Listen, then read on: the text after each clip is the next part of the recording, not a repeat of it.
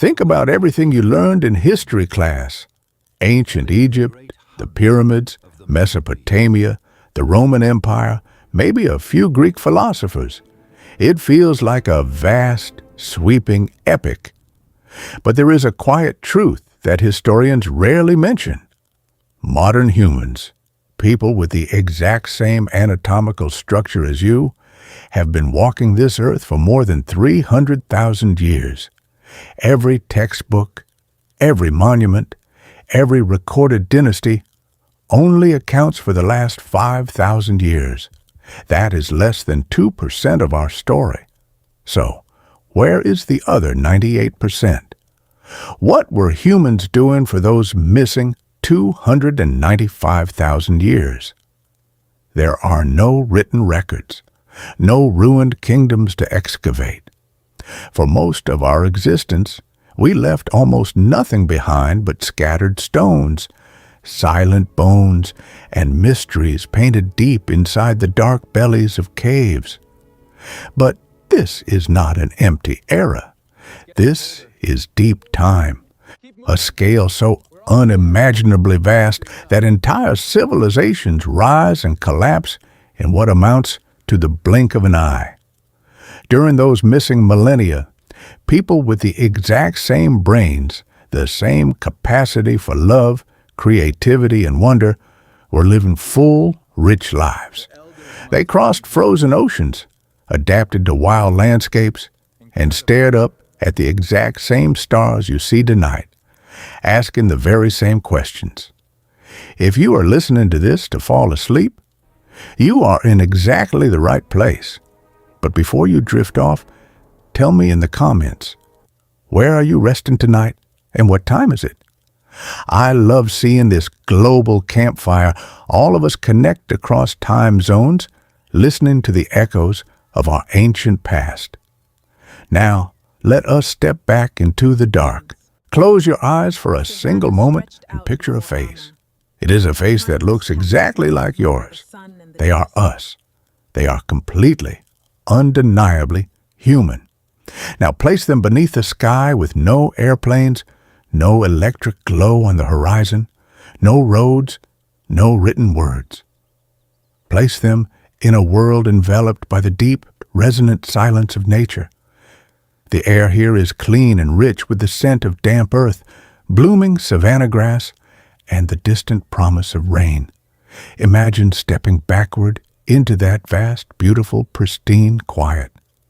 We are traveling back 300,000 years into the pulsing heart of the African continent. This is the paradox that rests at the very foundation of our story. We are taught to think of human origins as a swift, brilliant spark, a sudden transition from primitive creatures to masters of the earth. But the deep earth holds a much slower, majestic secret. For 250,000 years, people who looked exactly like us lived in a way that we can barely comprehend today. They were fully formed modern humans, carrying the exact same potential that built every library and launched every vessel into the stars. Yet, for an ocean of time, they simply walked the earth, leaving almost no trace of their passage.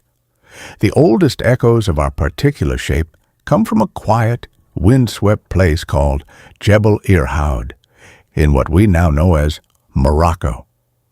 When researchers first gently brushed the soil away from these ancient faces, they expected to find something distinctly different from ourselves.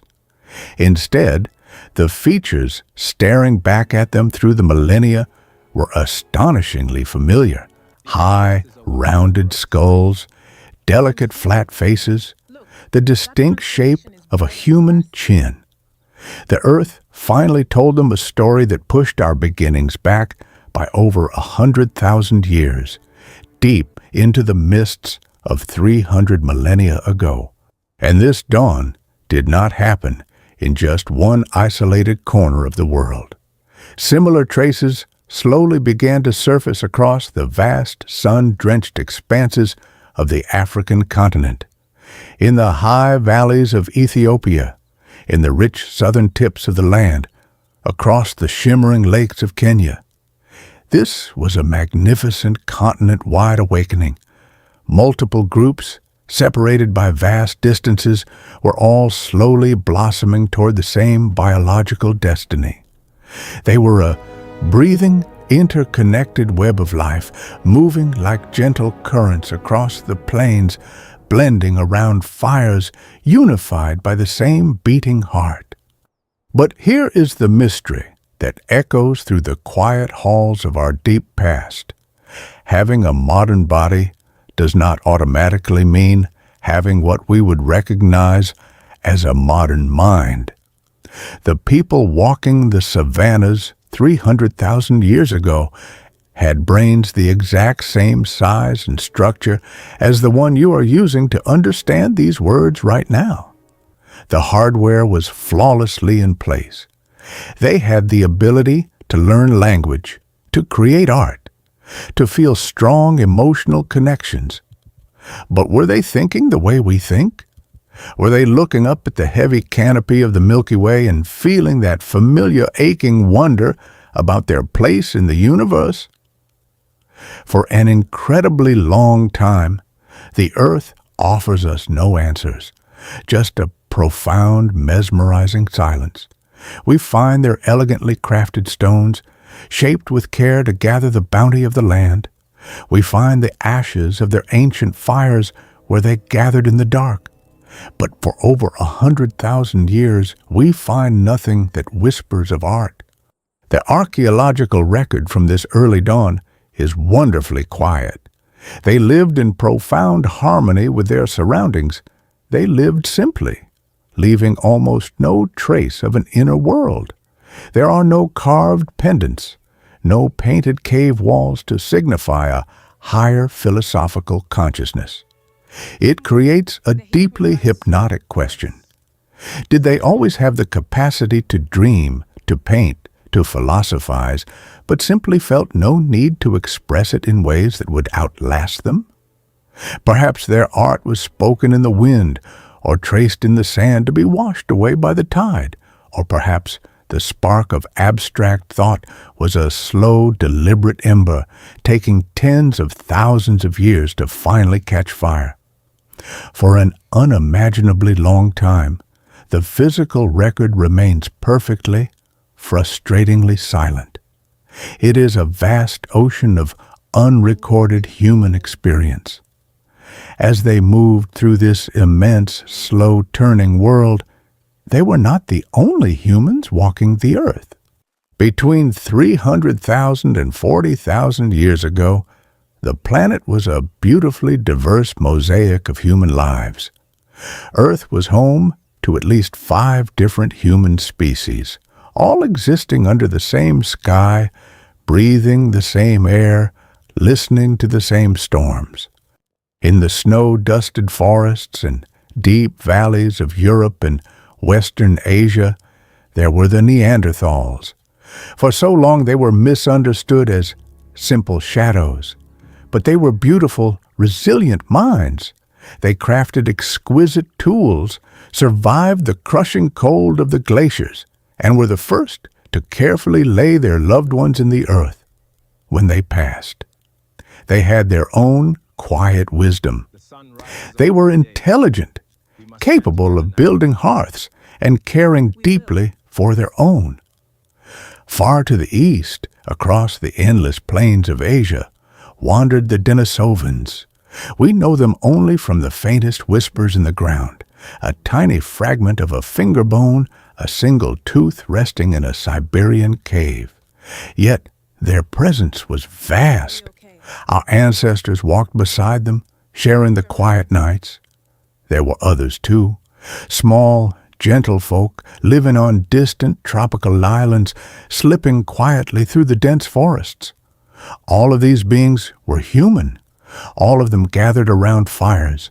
All of them looked at the moon. Their story highlights a messy, chaotic, beautiful reality of shared existence. We often picture human history as a straight, solitary line, a lonely march toward the present. But the reality was a braided river of different human forms, flowing together, parting, and meeting again. When our ancestors ventured into new lands, they did not conquer. They encountered. They met other faces that were slightly different from their own, yet deeply familiar. They shared food, fires, and themselves. Those other human species never truly vanished. They gracefully returned to the earth, their legacy now forming our biology and immune systems. We carry their legacy in our breath, in our resilience, in the deepest quiet of our cells. Slowly, gracefully, the long silence began to break. The first subtle ripples of a changing mind started to appear in the earth roughly 200,000 years ago. A soft, rust-colored clay called ochre begins to show up in the places where our ancestors rested. You cannot eat ochre. It does not sharpen a spear or keep out the cold. Its only purpose is color, the rich, vibrant red of the earth. They were gathering it, grinding it, perhaps painting their skin or marking their surroundings. It was the first tentative brush stroke of the human imagination. The ochre represents the earliest birth of beauty. Then, the evidence becomes more delicate, more deliberate. Tiny shells, carefully pierced so they could be strung together on a thread of sinew. When you wear a shell upon your chest, you are no longer just surviving. You are making a statement. You are assigning meaning to the physical world. You are beginning to dream in symbols. These artifacts embodied abstract thought, becoming silent communicators and expressions of identity. But the most breathtaking shift happened when they began to truly understand the permanence of farewells. Around 100,000 years ago, the earth reveals the first deliberate, careful resting places. Not a body left to the elements, but a profound, loving pause in the rhythm of survival. Imagine the scene. The tribe stops their endless walking. They choose a quiet place. They dig into the soil, a task of immense effort with nothing but stone and wood. They arrange the body with gentle reverence. They place a beautiful stone beside them. In that moment, consciousness was looking deeply into the face of mortality. They were acknowledging that a life was a profound thing, and its ending required a sacred gesture. It is the moment we can be certain they were asking the great questions of existence. What happens now? Where do we go? It was the birth of our deepest wonder. These early burials highlight the very first quiet stirrings of a nascent philosophy, revealing a profound reverence for the mysteries of the universe. As the millennia drifted by, the earth continued its slow breath of ice and warmth. The other human families began to softly slip away into the twilight of history. Why did our specific lineage remain to witness the modern dawn? It is a question that wanders through the minds of those who study the past. It was not simply a matter of having a larger brain. Perhaps it was the way we wove ourselves together. Our ancestors began casting wider nets of connection, linking small bands across immense distances, creating a web of shared knowledge. If one valley fell silent, another remembered the songs and the secrets of the plants. Perhaps it was a subtle shift in how our voices formed words, allowing us to spin intricate stories. Or perhaps it was simply the gentle, unpredictable grace of chance. Whatever the reason, by 60,000 years ago, a profound transformation was complete. It is often called a revolution of the mind, but it was not a sudden explosion. It was the slow opening of a flower that had been growing in the dark for over 200,000 years. They had everything they needed: the deep emotional bonds, the delicate tools, the rich languages, and the restless, beautiful curiosity that defines our kind. The silence was broken. Tools became elegant, trade expanded, and art bloomed, preparing them for the vast world. They were standing on the edge of the known world, looking out toward horizons that no human eyes had ever mapped. The quiet cradle of their ancient homelands was no longer enough to hold their imaginations. They were about to step outward, to spread across the vast, sleeping continents, carrying nothing but stone, the warmth of the fire, and the endless depths of their memories. They were ready for an unmatched migration. They possessed the same brilliant minds we do today, but instead of building cities, they spent their days mastering the gentle, unforgiving rhythms of the wild. They possessed the same brilliant minds we do today, but instead of building cities, they spent their days mastering the gentle, unforgiving rhythms of the wild. When we try to picture the daily life of a human living 50,000 years ago, our modern minds often paint a bleak and shadowy picture. We might imagine a fragile existence, a constant, exhausting struggle against a harsh and withholding world. We imagine beings huddled in the damp cold, endlessly searching for scraps, living a life that was brief, grim, and entirely consumed by the desperate need to survive.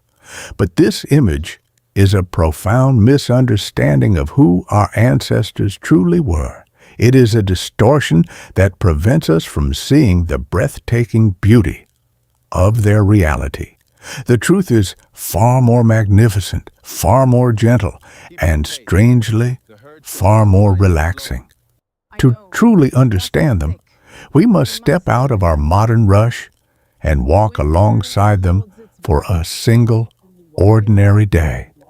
Imagine waking up, not to the sharp, sudden blare of a mechanical alarm, but to the slow, golden creep of morning light slipping through the woven branches of a quiet shelter. Your sleep has not been confined to a strict, continuous block of 8 hours. Instead, it has followed the ancient, natural rhythm of the turning earth. You have drifted into slumber as the stars first appeared, perhaps waking gently in the deep blue quiet of the midnight hours. In that tranquil space between sleeps, the camp is peaceful.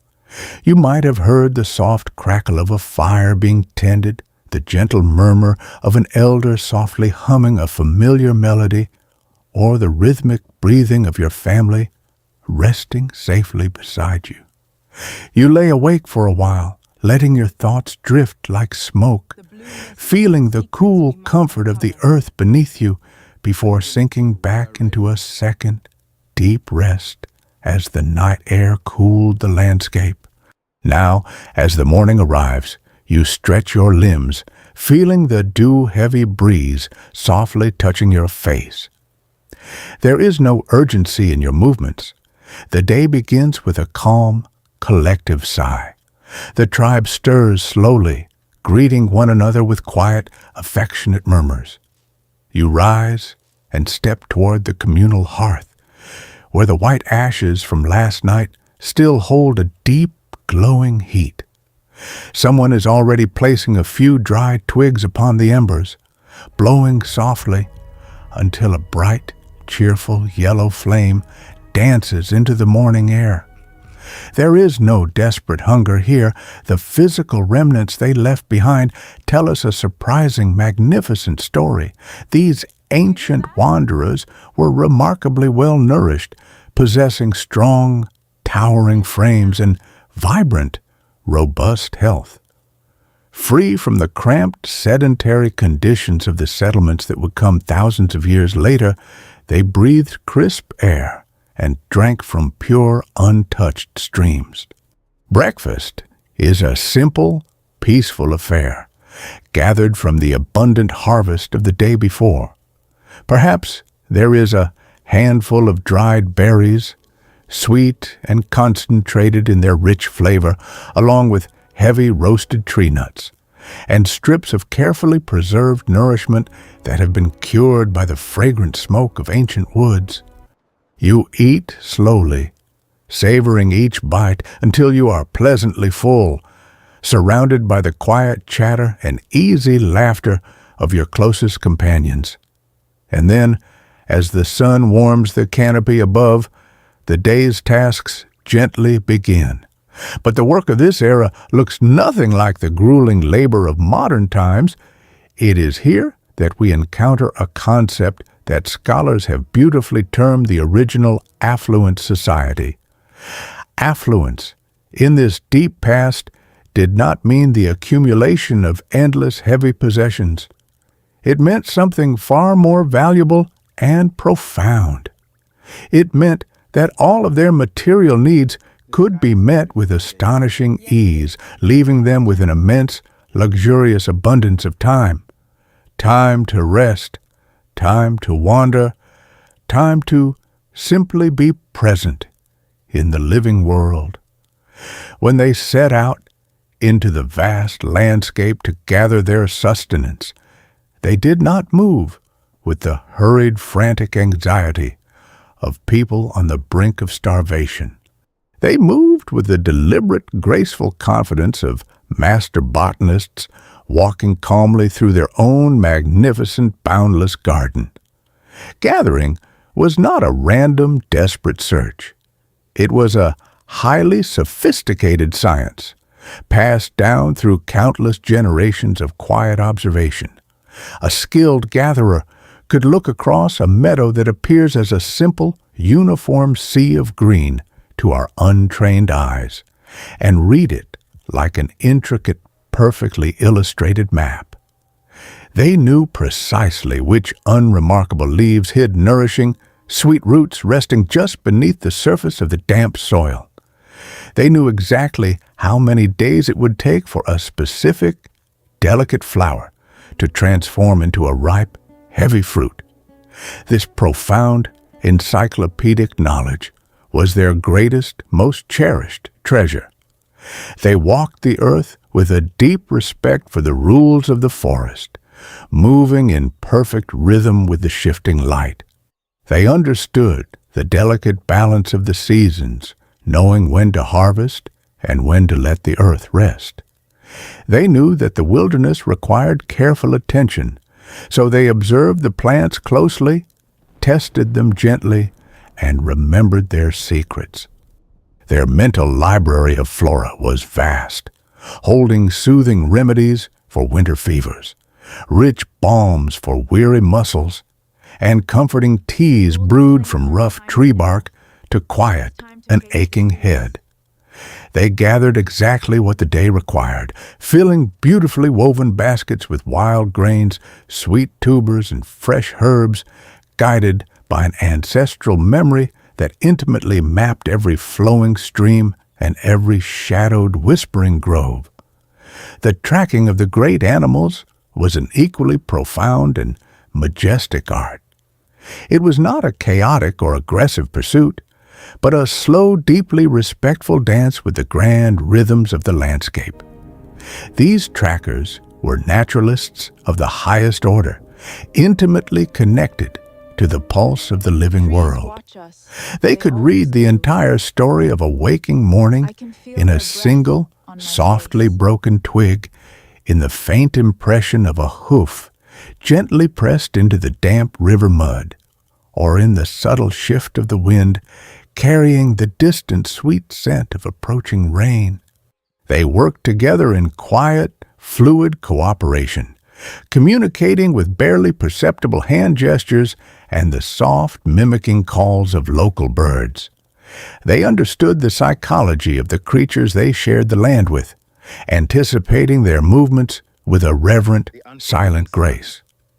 It was a profound relationship built on deep ecological harmony, a careful taking that ensured the magnificent balance of the plains remained eternally unbroken. By the time the sun reaches its highest point in the clear sky, casting short, dark shadows beneath the sprawling branches of ancient trees, the primary work of the day is often fully complete. Those who have gently observed the rhythms of traditional foraging societies estimate that the necessary tasks of gathering and tracking required perhaps only 3 to 5 hours of their day. The rest of the afternoon unfurls before them like a vast, luxurious, golden expanse of free time. This is a profound wealth of leisure that most modern people, tightly bound by ticking clocks and endless schedules, can only wistfully dream of. How did these ancient minds spend these long, beautiful hours? They spent them cultivating the very things that make us deeply, beautifully human. They rested in the dappled shade of great forest canopies, feeling the cool, refreshing breeze against their skin, sometimes drifting into a peaceful midday slumber. They sat close together, taking pieces of smooth wood or weathered bone, and carefully carving delicate, intricate patterns into them, turning ordinary objects into breathtaking works of portable art. They laughed softly, shared elaborate stories of the stars, and engaged in the deep, sustaining bonds of friendship that kept the tribe emotionally secure. This was a peaceful society where the mind had the expansive space to wander freely, to invent, to philosophize, and to marvel at the quiet mysteries of existence. This tremendous abundance of time was held gracefully within a deeply peaceful and supportive social fabric. These small bands, usually a few dozen souls moving together like a slow, meandering river across the land, were remarkably egalitarian. There were no imposing kings, no absolute rulers demanding tribute, no rigid, invisible hierarchies demanding blind obedience from the group. True authority came entirely from competence, not from a manufactured position of power. If a person was especially wise in the delicate ways of the medicinal plants, they naturally led the group when deep healing was required. If an elder knew the ancient rhythmic songs that perfectly navigated the stars, they gently guided the long journey under the vast night sky. Leadership flowed smoothly and organically from one person to another, beautifully adapting to the shifting rhythm of the present moment. And because they moved frequently following the seasonal offerings of the earth, it was physically impossible to hoard excessive wealth. The very concept of accumulating endless possessions made absolutely no sense when you had to personally carry everything you owned across the sweeping, windswept plains. This mobility created a profound, deeply ingrained culture of communal sharing. A rich bounty found by one individual was immediately a rich bounty enjoyed by all, ensuring that no one ever felt the cold sting of isolation. This gentle, unhesitating cooperation naturally extended to the youngest, most vulnerable members of the tribe. Children in this ancient world were not raised in isolated, solitary family units behind closed doors. They grew up held in the warm, continuous embrace of the entire extended community. This beautiful, deeply human practice of communal care meant that a single child had many mothers, many fathers, many watchful, loving eyes, ensuring they were always safe and nurtured. They played freely in the sunlit clearings, absorbing the immense wisdom of the forest through quiet observation and joyful, unhurried imitation. They learned the complex shapes of the leaves, the predictable paths of the glowing stars, and the ancient stories of the earth, completely surrounded by a village of endless, profound patience.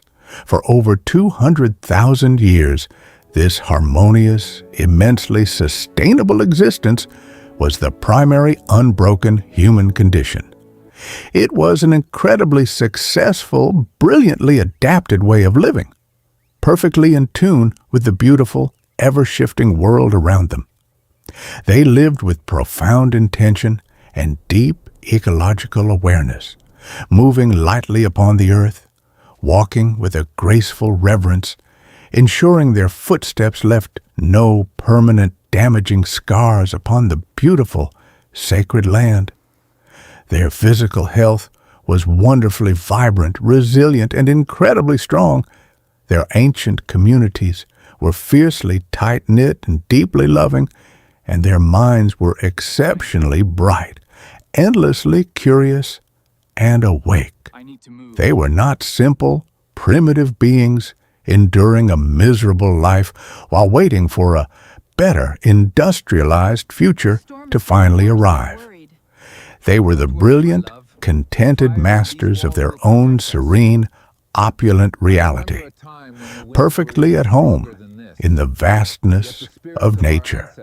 As the warm evening fire would eventually burn down to a soft, glowing orange ember, they would gently prepare for rest without the heavy carrying burdens that endlessly weigh down the modern soul. The gentle rustle of the trees and the distant rhythmic chirping of the night creatures formed a natural, perfect lullaby, welcoming them back to the realm of peaceful dreams.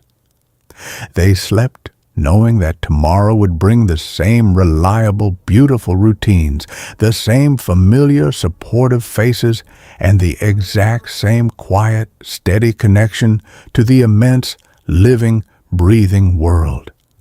Theirs was a life of quiet dignity, rooted deeply in the soil and reaching outward toward the magnificent mysteries of the cosmos.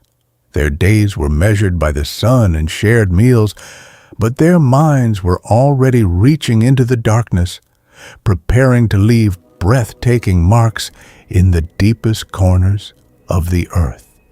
Their days were measured by the sun and shared meals, but their minds were already reaching into the darkness, preparing to leave breathtaking marks in the deepest corners of the earth. Imagine leaving the warm, sunlit forest behind you. You step slowly toward the yawning mouth of a deep, ancient limestone cavern. The air at the entrance is cool, immediately soothing against your skin, carrying the rich, heavy scent of damp earth, wet ferns, and resting stone. As you walk forward, the bright light of the day slowly fades behind you, gradually replaced by a profound, enveloping darkness. To guide your way, you hold a simple, shallow stone bowl resting carefully in your palms. Inside this bowl, a small pool of rendered animal fat feeds a gentle, flickering flame. This tiny golden light pushes back the heavy shadows, creating a soft, warm, dancing halo around your shoulders. You move deeper into the earth, walking carefully through narrow, twisting passageways that have been hollowed out by ancient underground rivers. The silence here is absolute, almost physical in its weight. It is broken only by the steady rhythmic sound of your own calm breathing and the soft, dusty crunch of your footsteps echoing lightly on the uneven cave floor. You are entering a hidden sanctuary, a space completely disconnected from the passing of days, the turning of seasons, and a bright, busy world on the surface above. The cold stone walls around you feel quietly alive, breathing in the quiet dampness of the deep, untouched earth. The deeper you go, the more the modern world fades away, leaving only the hypnotic, swaying light of your small fire. After a long, winding descent, the narrow tunnel suddenly opens, expanding outward and upward. You step out into a vast, magnificent, echoing chamber. You raise your flickering lamp higher into the cool air, and the golden light gently touches the high arching stone ceiling. Suddenly, the walls explode into breathtaking life. Huge, graceful horses appear to gallop silently across the curving rock above you. Massive, heavy-shouldered bulls stand in quiet, eternal majesty. Herds of delicate deer leap and twist with an impossible suspended grace. In the shifting, hypnotic light of the flame, the shadows dance and weave, and the painted animals genuinely seem to breathe. Their muscles appear to ripple and flex as you slowly move your lamp from side to side. You are standing in the deep heart of Lascaux, or perhaps the sweeping, echoing chambers of Chauvet, in southern France. It is one of the most extraordinary, awe-inspiring art galleries ever created by human hands. And here is the quiet reality that makes the mind spin with profound wonder. These breathtaking spaces are unimaginably old. The stunning paintings resting on the walls of Chauvet were created 36,000 years ago. To truly understand the sheer, staggering scale of that time, think for a moment of the great pyramids rising from the warm desert sands. Those magnificent stone structures are roughly 4,500 years old. The artists who painted the walls of Chauvet lived 8 times further back in history than the ancient builders of Egypt. When the very first heavy stones of the pyramids were being laid in the sun, these cave paintings were already an ancient, forgotten mystery, buried in the dark. They were separated from the great pharaohs by more time than those pharaohs are separated from us right now. Yet, when you step closer and look deeply at these painted animals, you realize something profoundly moving. These weren't doodles scratched during idle moments. They are absolute masterpieces of form, memory, and observation. The artists possessed a deep, intricate understanding of visual perspective and soft shading. They knew exactly how to blend crushed black charcoal and rich, rust-colored earth to create soft, lifelike shadows along the curved belly of a running horse. They intuitively used the natural, sweeping contours of the cave wall itself to give their creations a stunning, three-dimensional volume.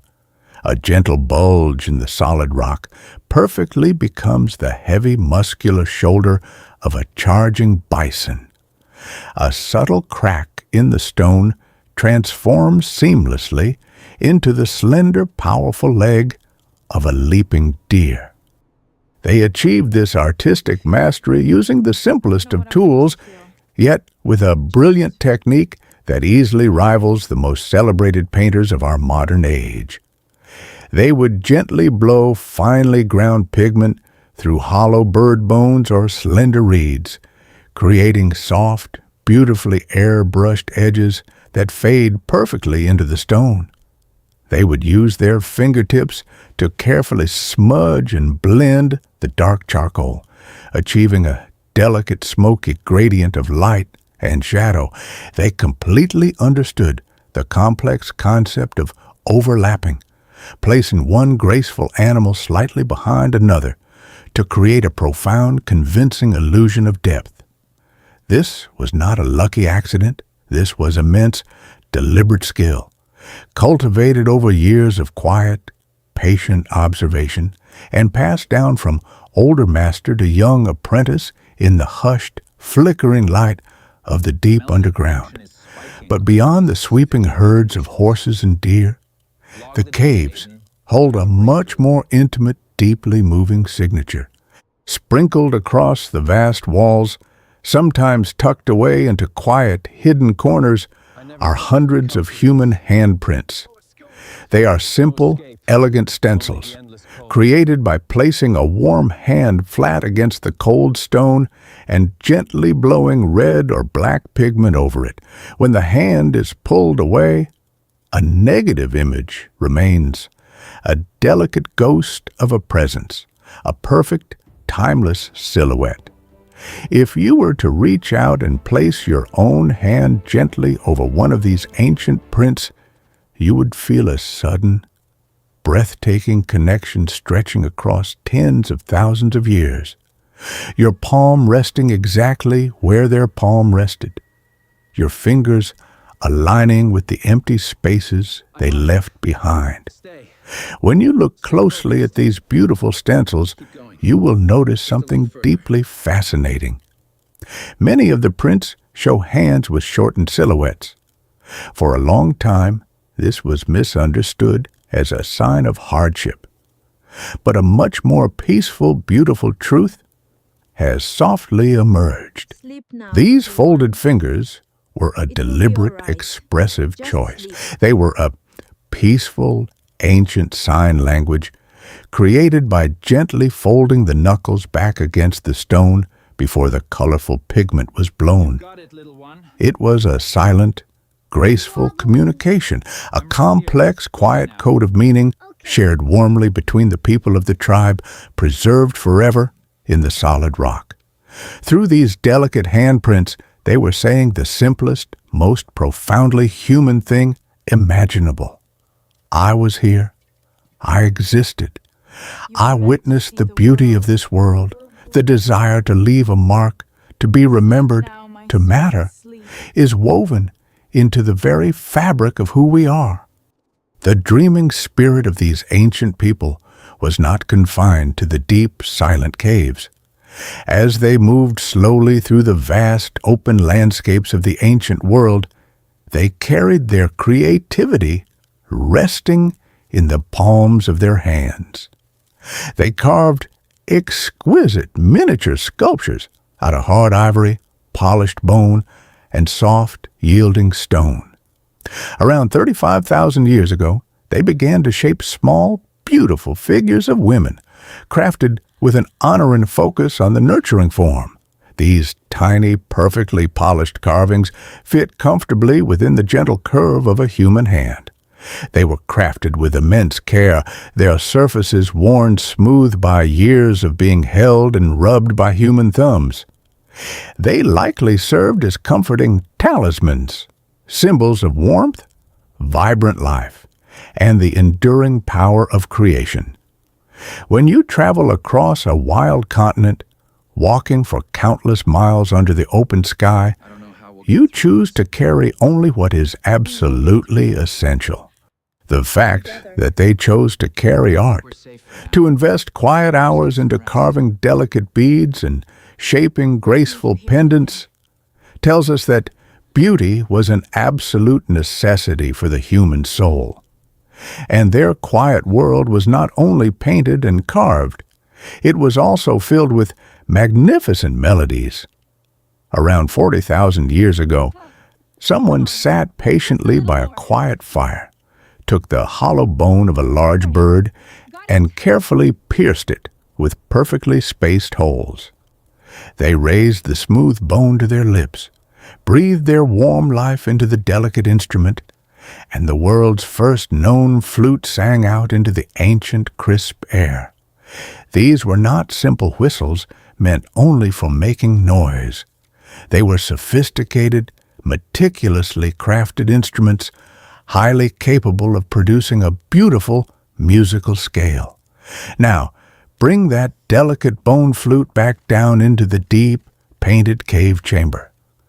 The acoustics in these underground sanctuaries are truly astonishing. Certain areas of the dark caverns amplify sound with a rich, natural reverberation that makes a single, pure note linger and float in the air for what feels like an eternity. The specific places where the cave paintings are most densely concentrated often perfectly match the places where the acoustic resonance is most profound.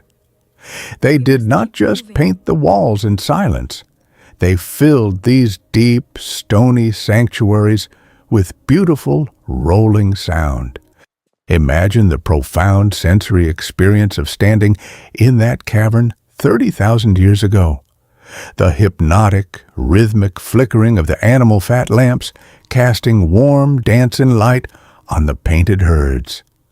The soft, deep shadows swaying gently across the textured walls, and then the pure, haunting melody of a bone flute echoing softly through the vastness of the dark chamber.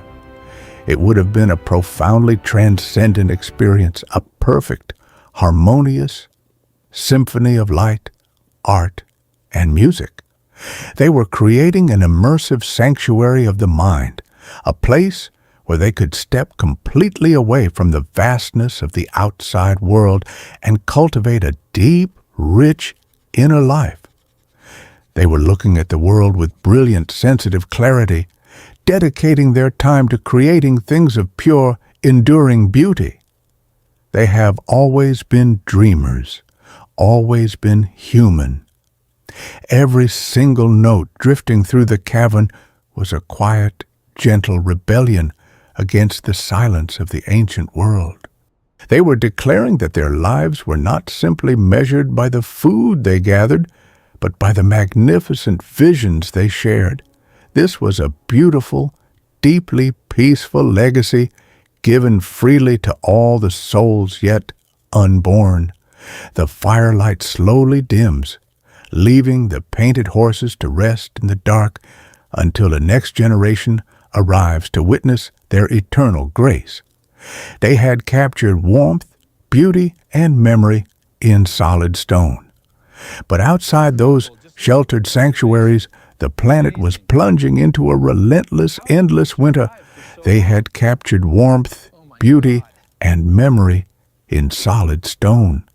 But outside those sheltered sanctuaries, the planet was plunging into a relentless, endless winter. Picture the Earth 20,000 years ago, during the deepest slumber of the last glacial maximum.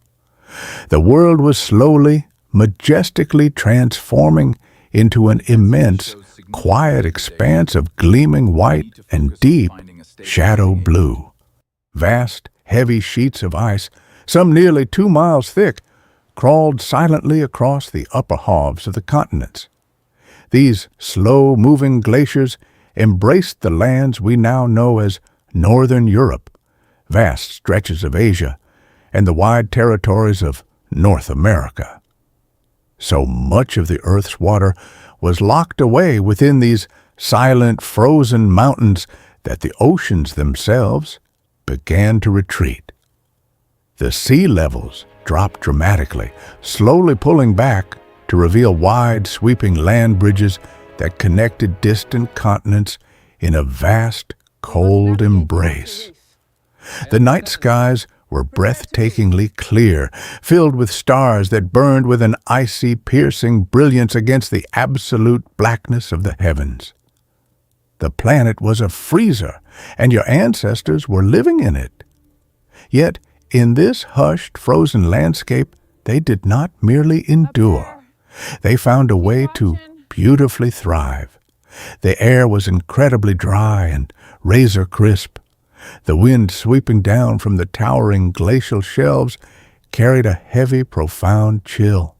But humanity responded to this encroaching cold not with despair, but with a magnificent, quiet ingenuity. They became the brilliant, patient architects of the ice, mastering the profound contrast between the bitter cold of the sweeping steppe and the deep, enveloping warmth of the human circle. To survive in a world where the temperature remained below freezing for months at a time, they needed more than just a passing knowledge of fire. They needed to carry the warmth of the hearth with them into the wind. And so, they invented the art of sewing. This was not a simple draping of animal hides. It was the creation of carefully tailored, beautifully fitted garments, designed to perfectly trap the body's natural heat. To achieve this, they crafted one of the most delicate tools in human history, the fine bone needle. Sitting in the quiet shelter of an overhang, an artisan would spend hours meticulously shaping a slender sliver of bone. They would patiently grind it against a smooth stone until it was incredibly thin, and then with extraordinary precision carve a tiny, perfect eye at the top. With this delicate tool, they stitched together complex layers of insulation. There were soft, comforting base layers worn close to the skin, heavy mid-layers of thick fur, and durable outer layers that turned away the wind. Imagine the rhythmic, soothing sound of this work. The soft pull of a sinew thread sliding smoothly through leather. The quiet breathing of the tailor leaning close to the gentle light of a fat burning lamp. The repetitive, hypnotic motion of the needle weaving in and out, binding pieces of the earth together to wrap the human form in absolute, impenetrable warmth. These garments were often lined with the softest winter hair or fox fur, resting gently against the skin, while the tough, weatherproof hides formed an unyielding barrier against the elements. The artisans would even decorate these parkas with hundreds of tiny, beautifully polished beads, making each piece not just a survival tool, but a stunning work of personal expression. But even the warmest garments could not provide a permanent sanctuary against the long nights of the deep winter. On the vast, treeless steppes of Ice Age, Europe and Asia, there was no timber to harvest. The landscape was a sweeping sea of frozen grass and pale snow. So, your ancestors turned to the only building material the frozen earth generously provided. They turned to the massive, beautifully curved bones of the ice giants. They built homes of astonishing architectural brilliance using the remains of the woolly mammoth. When archaeologists first uncovered these circular foundations, they were struck by a profound sense of awe. This is survival engineering at the highest level. A single structure could require the interlocking bones of dozens of these magnificent creatures.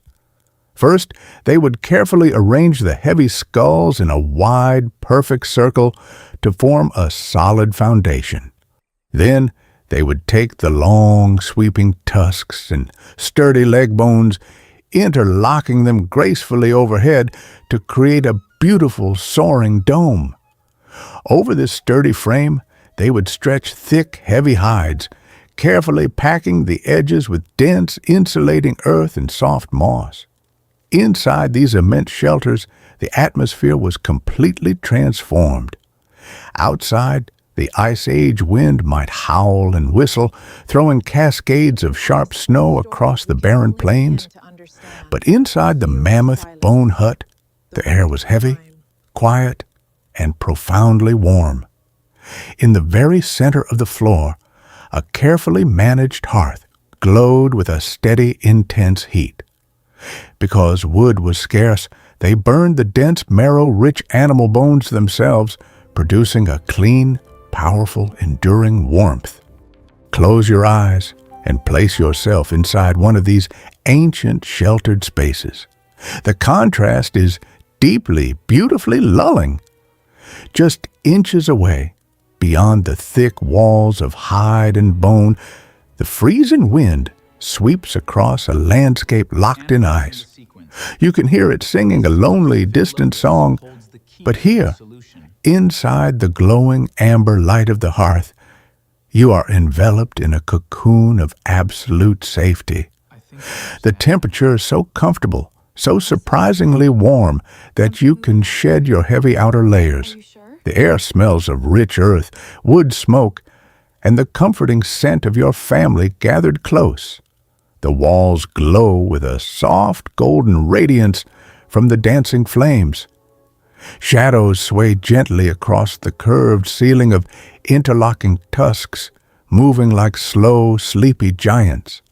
The quiet murmur of voices, the soft humming of an elder tending the fire, the rhythmic tapping of a stone tool being gently reshaped, all blend together into a peaceful, timeless symphony of survival. It is a profound feeling of security, The earth has turned its coldest face toward them, yet they are resting softly, deeply insulated, wrapped in a blanket of human ingenuity and communal love. They were resting comfortably within the ribcage of the earth itself, turning the harshest climate in human history into an environment of quiet, domestic peace. You might see a child sleeping soundly, buried beneath a heavy pile of thick woolen pelts, entirely unbothered by the frozen world outside. The scent of drying herbs hangs softly from the upper tusks, mingling with the earthy aroma of the moss packed tightly into the walls. It is a profound, shared silence, punctuated only by the occasional crackle of a marrow bone shifting in the fire. To sustain this life, to gather the heavy hides and massive bones required to build these sanctuaries, they lived in a deep, symbiotic rhythm with the immense creatures of the steppe. The woolly mammoth, the giant bison, and the great reindeer were the wandering lords of this frozen realm. We often imagine the relationship between humans and these massive animals as one of simple, chaotic conflict. But for the people of the ice, it was a delicate, reverential gathering of the ice giants. It was a relationship built on profound respect, deep observation, and an astonishing level of coordination. They did not recklessly chase these herds. Instead, they spent endless hours studying their slow, majestic migrations. They knew the ancient paths the animals carved through the snow, the specific valleys they preferred during the changing seasons, and the quiet rhythms of their immense, thundering hearts. When the time came to ask the land for its harvest, the entire community worked together in a state of quiet, focused harmony. They used the natural contours of the landscape, the soft ridges and hidden valleys, to gently guide the herds. This was not a process of aggression, but a solemn, necessary exchange of life. When an animal was taken, nothing was ever wasted. Every single part of the magnificent creature was utilized with deep, profound gratitude. The dense meat provided the essential calories to keep the inner fires burning. The heavy coats became the life-saving layers of clothing. The strong sinews were transformed into the delicate threads that bound their world together. The rich, insulating fat was carefully rendered to fuel the small lamps that pushed back the dark.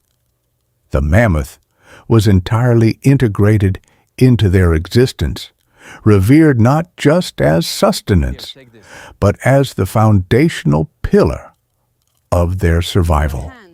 This peaceful, harmonious existence upon the frozen steppe lasted for thousands of years. The climate shifted and swayed, bringing periods of intense, biting cold followed by brief, gentle warming trends. Through it all, the people of the ice adapted with a serene, unwavering resilience. They moved when the glaciers advanced, quietly dismantling their bone houses and carrying the precious hides to safer valleys. They returned when the ice softly retreated, following the familiar blooming of the hardy tundra grasses. They were fluid, flexible, and completely attuned to the deep, slow breathing of the earth. Their greatest technology was not the bone needle, but their unbroken connection to one another. They maintained vast networks of friendship across hundreds of miles of empty, shimmering snow. When the winter was particularly harsh, a tribe could travel to the hearths of their distant cousins, knowing they would be welcomed with a warm fire and a shared meal. They exchanged gifts of beautifully carved ivory, traded the finest flint, and sat together in the long, dark nights, weaving new stories into the rich tapestry of their shared memory. As you drift deeper into relaxation, feel the vast, sweeping cold of the Ice Age landscape in your mind's eye, and then feel the radiant, centering heat of their communal fire. They crafted warmth out of the freezing wind. They carved beauty out of the barren stone. Their capacity to endure, to adapt, to care for one another in the face of profound scarcity is the exact same resilience that rests quietly within your own bones tonight. Finally, after countless generations of this beautifully balanced existence, the great rhythm of the planet began to shift once more. A new, hopeful dawn was gently breaking across the ancient horizon. The earth slowly tilted on its axis, and the sunlight grew just a fraction warmer. The immense, towering glaciers that had dominated the northern hemisphere began to gently weep. Tiny streams of meltwater formed beneath the ice, joining together into vast rushing rivers that carved new paths toward the rising seas. The deeply frozen ground slowly softened, giving way to an explosion of green.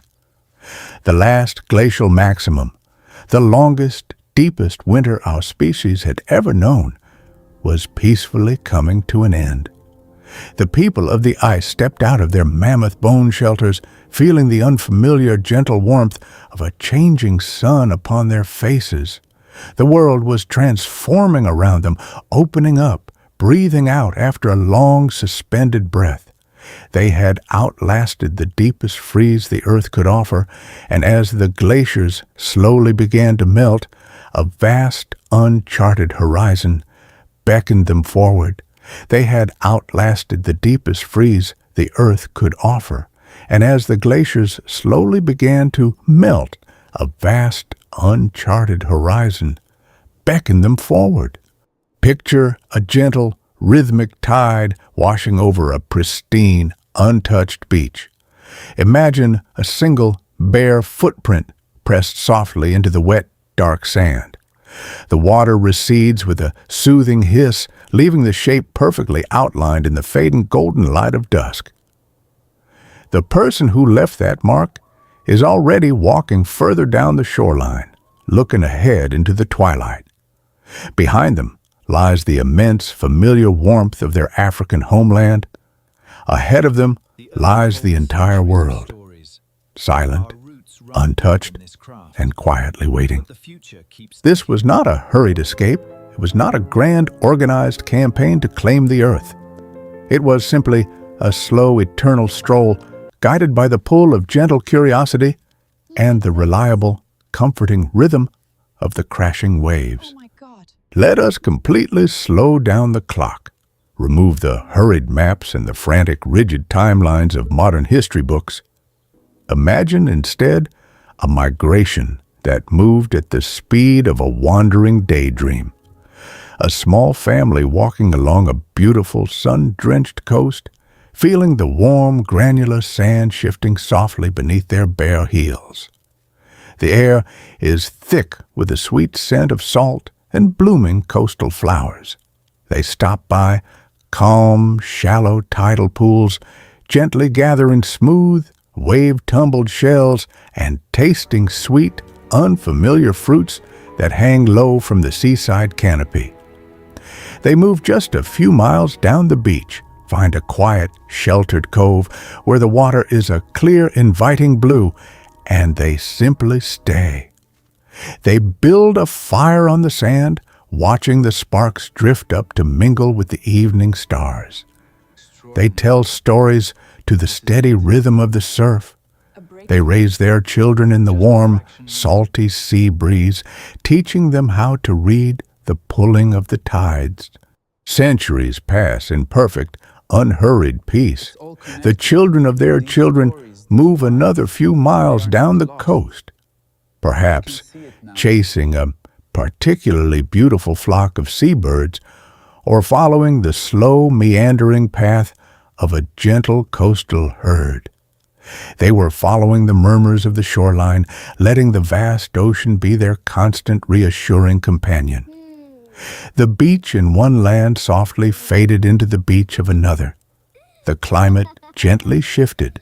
The stars slowly rearranged their majestic patterns in the night sky, but the gentle hum of the surf remained a familiar, comforting lullaby. As they drifted across these vast waking continents, they did not step into an entirely empty world. In the dappled shade of ancient forests and the wide sweeping river valleys, they gently crossed paths with other ancient families. These were the quiet, resilient beings who had walked out into the world long before them, the ones who had known the ice and the deep woods. There was no conquest here, no dramatic clash to shatter the quiet of the ancient world. Instead, there was the peaceful sharing of a warm fire. There was the quiet exchange of unfamiliar songs, the gentle trading of beautifully carved tools, and the slow, harmonious blending of lives. They merged together like two slow-moving streams meeting in a quiet, mossy valley. Their lineages intertwined seamlessly over thousands of years, leaving traces of ancient love and shared winter nights in the deep memories of everyone alive today. It was a beautiful, peaceful reunion of the human family under a vast ancient sky, their differences dissolving into the shared warmth of the hearth. Some of these patient wanderers turned their faces toward the north, walking quietly alongside the retreating edges of the great ice sheets. They stepped into a breathtaking, pristine landscape, following an open corridor of pale, swaying grass that had magically appeared between towering walls of ancient, melting ice. They walked across a vast temporary bridge of earth that connected the deep valleys of Asia to the sweeping plains of the Americas. They moved with a reverent grace, sharing the path with the magnificent beasts of the late Ice Age. Massive, slow-moving herds of mammoths and wild horses grazed peacefully alongside them, their breath pluming in the crisp, cold air like soft, white clouds. The humans moved steadily southward, crossing from the frozen tundra into regions where the sunlight grew warmer and the ice began to melt into vast, crystal-clear lakes. As the new continent gently opened its arms to welcome them, they adapted perfectly to the deep, silent pine forests of the north, where the ground was softly carpeted with brown needles. They spread into the endless golden grasslands of the Central Plains, watching storms roll majestically across the horizon. And eventually, they wandered down into the humid, vibrant embrace of the southern jungles, where the air hummed with the sounds of a million hidden lives. But perhaps the most deeply hypnotic and awe-inspiring chapter of this great wandering happened on the edge of the boundless blue water. For most of human history, the deep ocean was an absolute boundary, a vast, shimmering wall that marked the end of the solid world. But some of our ancestors stood on the white sands of the ancient Pacific, looked out at the rolling swells, and did not see a barrier. They saw a quiet, undulating pathway. To cross the deep ocean requires a specific kind of peaceful, profound brilliance. You do not accidentally navigate to a continent you have never seen. You cannot simply drift aimlessly and hope to find a tiny emerald island in a massive, endless expanse of deep water. This magnificent journey required pure intention, deep observation, and a profound, intimate relationship with the elements. Imagine sitting in a beautifully carved wooden vessel, floating gently on the open sea. It is the dead of night. There is no land in sight, only the vast enveloping darkness of the ocean merging seamlessly with the dark, heavy dome of the sky. The canoe is a masterpiece of patient carving, the wood smoothed by river stones and oiled to keep the water out.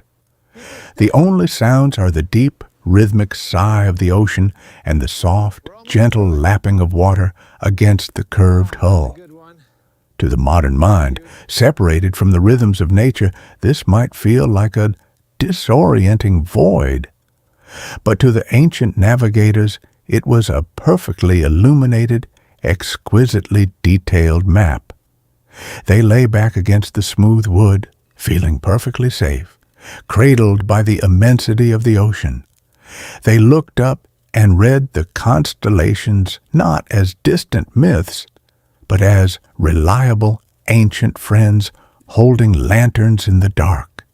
They knew the exact sweeping arc of the stars as they rose from the eastern horizon and sank softly into the west. They could read the subtle, invisible currents of the water just by closing their eyes and feeling the rhythmic rocking motion of the canoe beneath them.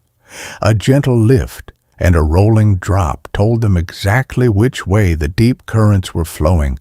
They learned to feel the deep, resonant pulse of the ocean, distinguishing the slow, heavy swells that had gently bounced off distant, unseen islands from the chaotic, wind-driven waves dancing on the surface. The ocean was not a silent void. It was speaking to them in a slow, rhythmic language of motion and gravity. When the sun rose, turning the water into a vast sheet of hammered gold, they read the subtle language of the sky. They knew that a certain faint green tint on the underside of a distant fluffy cloud meant there was a shallow turquoise lagoon resting peacefully somewhere just below the horizon. They watched the purposeful, deliberate flight of the seabirds at dusk, knowing exactly which species would fly out to sea to hunt, and which were inevitably returning to the solid comfort of land to sleep. They were navigating with their entire bodies, their minds perfectly and serenely synchronized with the slow breathing of the planet. The rhythmic splash of their carved wooden paddles slipping into the deep water was a quiet heartbeat, pushing them ever forward into the beautiful unknown. When they finally saw the faint purple smudge of a new island appearing through the soft morning mist, it was not a shock. It was a joyful, quiet confirmation of everything they had felt and known to be true in the deep waters. They pulled their wooden vessels onto the pristine white sands of untouched shores, carrying the carefully wrapped seeds of their favorite plants and the sleeping embers of their ancestral fires, kept safely smoldering in thick coconut husks. They had crossed thousands of miles of open water, guided by nothing but the gentle glow of the heavens, the flight of birds, and the ancient rhythmic song of the ocean swells. Slowly, gently, like a creeping morning mist, humanity softly blanketed the globe. They left their peaceful footprints in the deep, red dust of the sweeping deserts, in the damp, fragrant soil of the dense rainforests, and on the frost-covered rocks of the highest, cloud-swept mountains. They settled into the deep, echoing river canyons and the vast, sunlit plains. Every corner of the earth heard the soft murmur of human voices, the bright, ringing sound of children laughing, and the soothing crackle of evening fires. The entire planet had slowly, inevitably, become a magnificent mosaic of human homes, and the profound beauty of this great expansion was its incredible, patient slowness. There was no rush to reach the end of the earth, because the journey itself was their entire existence. They were just living, loving, resting, learning, and gently moving forward when the wind changed or the seasons softly turned. They did not conquer the towering mountains. They learned how to sleep comfortably in their majestic shadows. They did not tame the wild oceans. They learned how to ask the water for safe, gentle passage. They walked the earth with a quiet, appreciative reverence, touching the land lightly, leaving nothing but their footprints, their art, and their stories behind. As you lie there, feeling the soft, comforting weight of the blankets and the quiet, steady rhythm of your own breath, think of the thousands of miles your ancestors walked so you could be here, resting safely tonight. The quiet strength in your bones is the exact same strength that carried them across the shifting ice. The deep peace in your breathing is the exact same peace that guided the ancient navigators across the starry seas. You are the resting end point of an endless, beautiful journey. You carry their incredible resilience, their deep, intuitive wisdom, and their profound, unbroken connection to the natural world. Every step they took in the ancient sand was a step toward this exact moment of rest. They had mapped the physical world with their wandering feet, but deep within, they were beginning to explore an entirely different realm. The invisible landscape of the sacred. They had mapped the physical world with their wandering feet, but deep within, they were beginning to explore an entirely different realm. The invisible landscape of the sacred. Imagine a moment frozen in the deep, echoing corridors of the past, resting quietly in a shaded limestone cave in a distant land. It is a peaceful, beautiful moment that completely shifts the very foundation of how we understand the ancient, dreaming mind. Over 100,000 years ago, someone walked out of the dark cave into the cool, silver mist of the early morning. They knelt gently in the damp grass, carefully gathered a handful of delicate, brightly colored wildflowers, and slowly carried them back into the quiet shadows.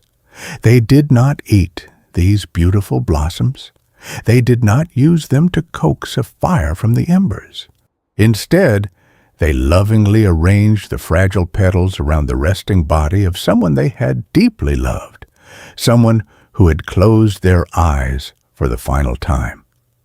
We know this because the microscopic pollen of these ancient blooms was perfectly preserved in the damp, forgiving soil, a silent, beautiful testimony. They were doing something no other creature on this planet had ever done. They were trying to make a farewell beautiful. Think about the profound depth of that simple, gentle gesture. It tells us they felt a deep, resonant grief, but it reveals something much larger. It reveals that they believed the resting place needed to be honored with color and life. That placing a ring of soft petals around their companion would somehow matter in a way that went far beyond physical survival. This was the quiet, magnificent birth of spirituality. It happened tens of thousands of years before the first stone temples were sketched in the dust, long before anyone had spoken a formal prayer. Our ancient ancestors were already sitting quietly beside their fallen companions in the flickering firelight, grappling with the most profound questions of existence. Where do we go when the breath softly stops?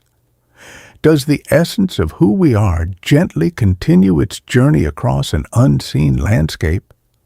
They did not have written answers, but they had the deep, intuitive wisdom of the earth, and they had the quiet comfort of flowers. As the slow millennia drifted by like clouds across a vast sky, this profound reverence for the unseen journey slowly deepened. When we look at the oldest, deliberate resting places of our own direct ancestors, we see a beautiful, intentional care, Bodies were not simply left where they fell in the forest.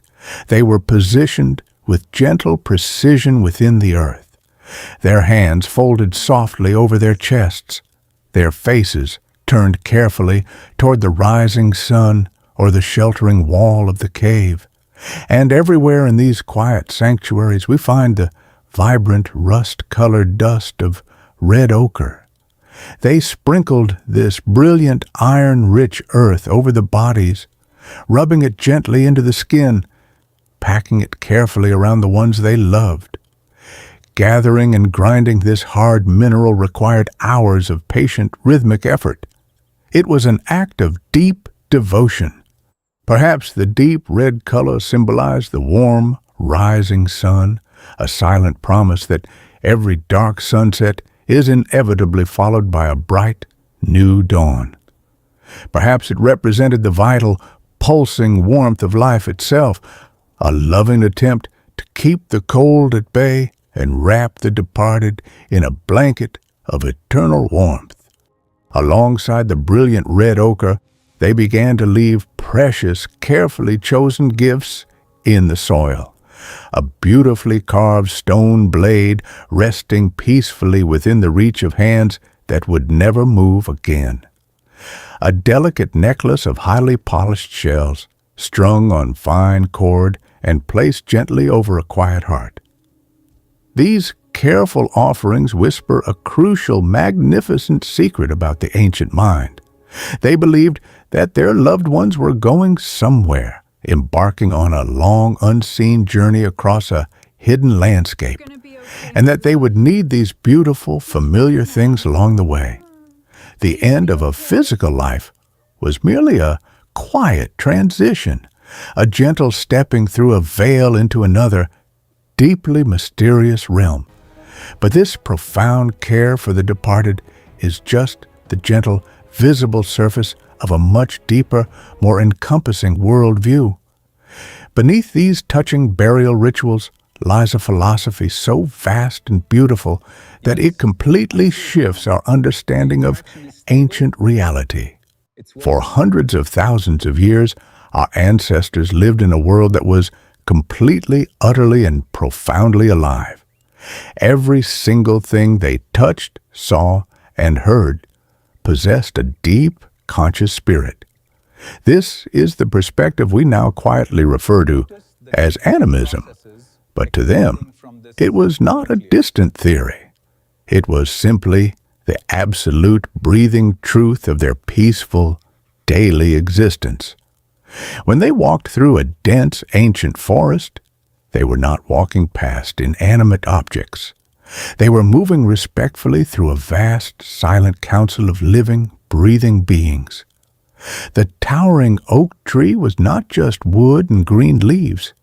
It was a quiet, observing elder with its own deep memory. The river carving its way through the misty valley was not just flowing water. It was a powerful, restless entity that could provide generous life or demand deep, unwavering respect. The animals they respectfully tracked across the plains were not just unthinking sustenance. They were fellow nations of people wearing different beautiful forms. The deer, the bear, the soaring eagle all possessed their own complex languages, their own hidden societies, and a profound wisdom that humans could access through careful observation and deep, reverent respect. When your survival depends entirely on the delicate moods of the natural world, you do not see yourself as a conqueror standing proudly above it. You realize, with profound humility, that you are just one small, humble participant in an endlessly complex, breathing web of relationships. The ancient hunter-gatherer recognized that the world was a constant, gentle negotiation. The cool wind might carry a whispered warning from the mountains. The sudden flight of birds might be a deliberate, guiding message from the sky. If the entire world is a web of living spirits, then maintaining harmony with those spirits is the most vital, sacred task of existence. To maintain this delicate balance, to communicate clearly with the invisible forces of the forest and sky, every tribe nurtured individuals who possessed a unique, profound sensitivity. These were the gentle guides, the serene mediators between the visible world and the whispering spiritual realms beyond. Evidence of these spiritual caretakers reaches back tens of thousands of years into the deep past. On the rough walls of deep caves, we find mysterious paintings of figures that gracefully blend the human form with the majestic features of animals. A person wearing the magnificent antlers of a stag, or gazing out with the calm, knowing eyes of an owl. These are the ancient visionaries, practitioners of a deep, peaceful devotion who learned how to quiet their own minds and listen to the subtle, rhythmic breathing of the earth. How did they reach across the veil to speak with the unseen? They did not use force or aggression. They used the profound hypnotic power of rhythm, breath, and deep restorative meditation. Imagine the beautiful scene in a quiet, starlit clearing. The community sits peacefully in a wide, supportive circle.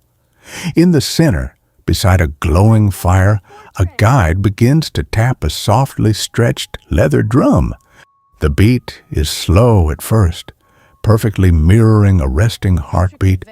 Then it gradually quickens its pace.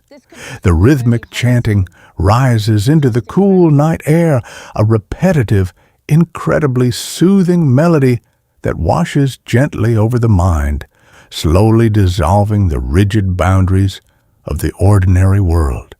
The visionary would close their eyes, take a deep, slow breath, and sink into a profound, serene trance.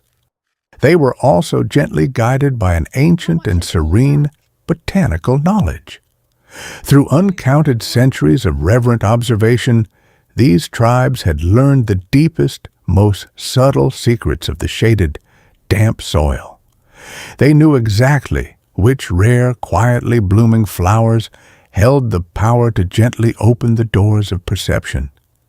They gathered these sacred plants with immense respect, preparing them through slow, careful rituals. When consumed as a delicate, warm tea or breathed in as a fragrant smoke, these gifts of the earth help the visionary slip smoothly away from the physical present. In these quiet meditations, they traveled across invisible landscapes. They conversed with the ancient spirits of the rain, seeking peaceful guidance for the coming seasons. They sought the deep wisdom of the animal elders, bringing back soothing songs and profound comfort to share with their resting tribe. Roughly 12,000 years ago, this deep, wandering spirituality crystallized into something that defies modern imagination. On a dry, sweeping hilltop in what is now Turkey, nomadic people paused their endless generational walking to build something truly impossible. The place is called Göbekli Tepe. Long before humans had planted the very first fields of wheat, these wandering families gathered to carve the earth itself into a monumental masterpiece of devotion. They quarried massive, towering pillars of solid limestone, some weighing up to 20 tons.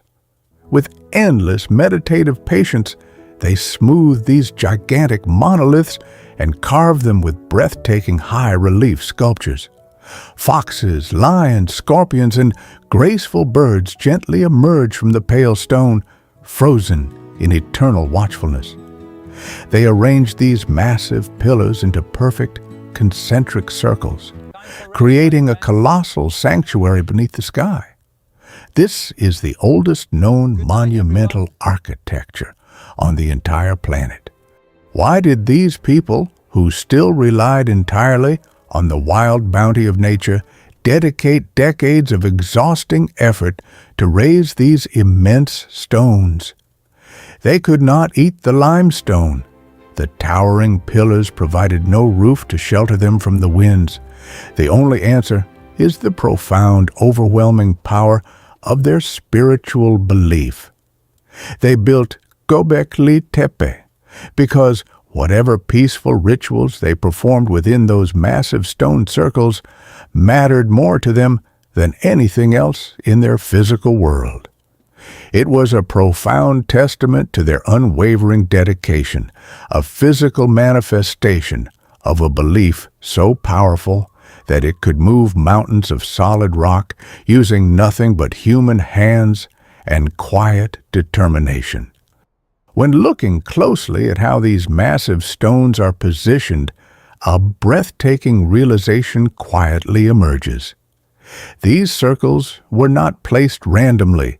They were carefully aligned to mirror the slow, majestic turning of the heavens. These ancient wanderers were watching the stars with a staggering precision.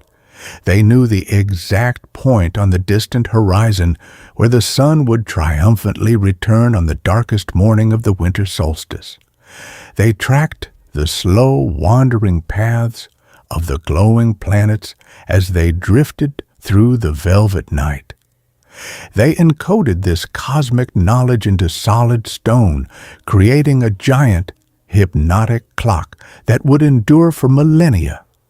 They believed that by aligning their sacred circles with the glowing stars, they were bringing their small human lives into a perfect, profound, and harmonious balance with the vast, endless universe. They built colossal monuments to honor the stars. Yet, their most crucial survival tools were completely invisible. Carried only in the quiet spaces of their memories, they built colossal monuments to honor the stars. Yet, their most crucial survival tools were completely invisible, carried only in the quiet spaces of their memories. Now, imagine lying back beside one of those ancient, carefully tended campfires. The night air is remarkably crisp, carrying the faint, sweet scent of burning wood and dry grass. The sky is a sprawling, infinite canvas of incredibly bright stars, pressing down like a comforting blanket. Around you, the small, familiar band of humans is resting after a long day of moving through the fragrant open plains. In the soft, flickering orange light, someone is quietly, patiently engaged in an act that looks almost deceptively simple. They are holding two smooth stones, tapping them gently together. To a modern observer, separated by thousands of years of industrial noise, it might just look like the dull striking of rocks. But if you were to slow this peaceful moment down, if you could watch their hands move in a gentle, rhythmic slow motion, you would witness a profound, intricate brilliance unfold in the firelight. Listen closely to the sound, a quiet, sharp click, a soft, deliberate tap, another echoing click. With every gentle strike, a tiny, perfect flake of flint spins smoothly away into the shadows. The artisan sitting by the fire knows exactly where to place each blow. It is not a random, chaotic effort. It is a slow, methodical rhythm, guided by a deep, tactile understanding of the stone. They are reading the hidden grain of the rock, feeling for its subtle fault lines with their calloused fingertips. They know exactly how the ancient stone wants to break. With just the right angle, just the right amount of gentle, calculated pressure, they are slowly coaxing a perfectly balanced, symmetrical shape out of a rough cobble. In a matter of quiet minutes, accompanied by the hypnotic, rhythmic clicking, they create a beautiful, teardrop-shaped blade. It is a piece of solid geometry, formed with an elegance that modern sculptors would quietly envy. This simple, soothing activity was the heartbeat of ancient technology. It was a shared communal rhythm, a peaceful craft perfected through countless generations of sitting together by the fire, teaching the hands to think long before words were ever needed. This quiet, unspoken brilliance extended far beyond the shaping of stone. It reached deep into the very heart of the living, breathing forest. Imagine walking softly behind an elder as they move slowly through a dense, ancient woodland. The air is beautifully heavy, carrying the rich, sweet scent of damp earth, blooming moss, and resting ferns. To most of us today, this would just be a beautiful, tangled wall of green. But to the elder, the forest is a vast, perfectly organized, and infinitely generous sanctuary. They walk with a profound, unhurried respect, gently touching the leaves as they pass. Through hundreds of thousands of years of careful, patient observation, our ancestors developed an incredibly deep, harmonious relationship with the green world. They knew the forest the way we know the familiar layout of our own homes, understanding its deepest, quietest secrets. They possessed an immense, unwritten encyclopedia of botanical knowledge, a gentle science of healing and profound nourishment. They knew exactly which rough-textured bark, when steeped in warm water, would gently soothe an aching head and bring a deep, restful sleep beneath the stars. They knew which soft, silvery leaves could be mashed into a comforting, cool paste to carefully wrap a minor scrape, drawing out the heat and inviting the body to peacefully mend itself. They understood the subtle, quiet seasons of the plants perfectly. They knew precisely when the sweet, starchy tubers were resting deep and plump beneath the soil, and when the delicate wild berries were bursting with their most vibrant, nourishing juices. They gathered these gentle remedies with immense care, taking only what was needed and always leaving enough for the forest to gracefully regenerate and continue its endless cycle. This profound knowledge was not born of harsh chemistry or clinical trials. It was the result of a slow, reverent dialogue with the ecosystem. They understood that the earth offered a delicate, perfect balance, providing both the nourishment that sustains life and the gentle remedies that restore it. But how do you preserve such an immense, delicate library of knowledge when there is absolutely no paper to write on, no clay tablets to carve, and no digital memory to store it? How do you reliably pass down the exact recipe for a soothing willow bark tea, or the precise, intricate process of making a waterproof woven basket, or the perfect, invisible angle to strike a piece of flint? You must weave the knowledge into something deeply unforgettable. You must turn it into a captivating story. In a world without written words, memory is everything. To forget a vital piece of information was to lose a crucial thread of survival.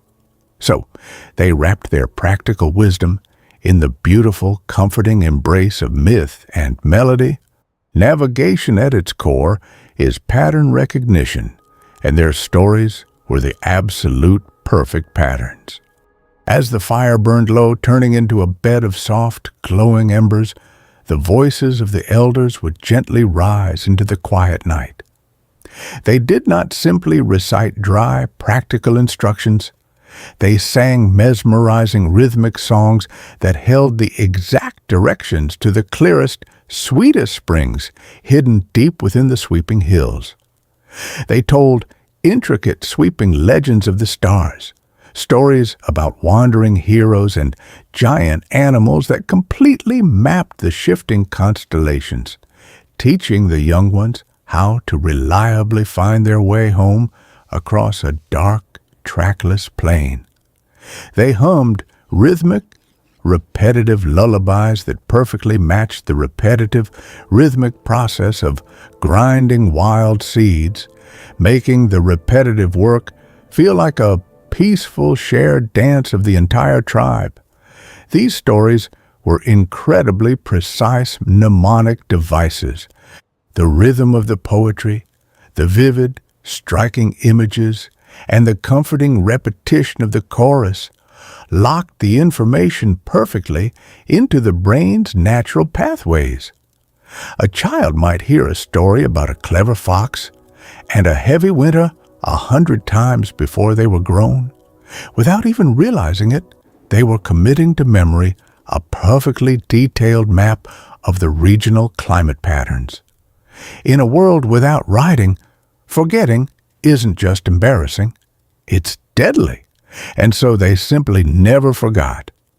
This oral tradition was an astonishingly robust and flawless system of preservation. Ancient stories passed down in this way have been shown to carry perfectly accurate geographical and ecological details across thousands of years.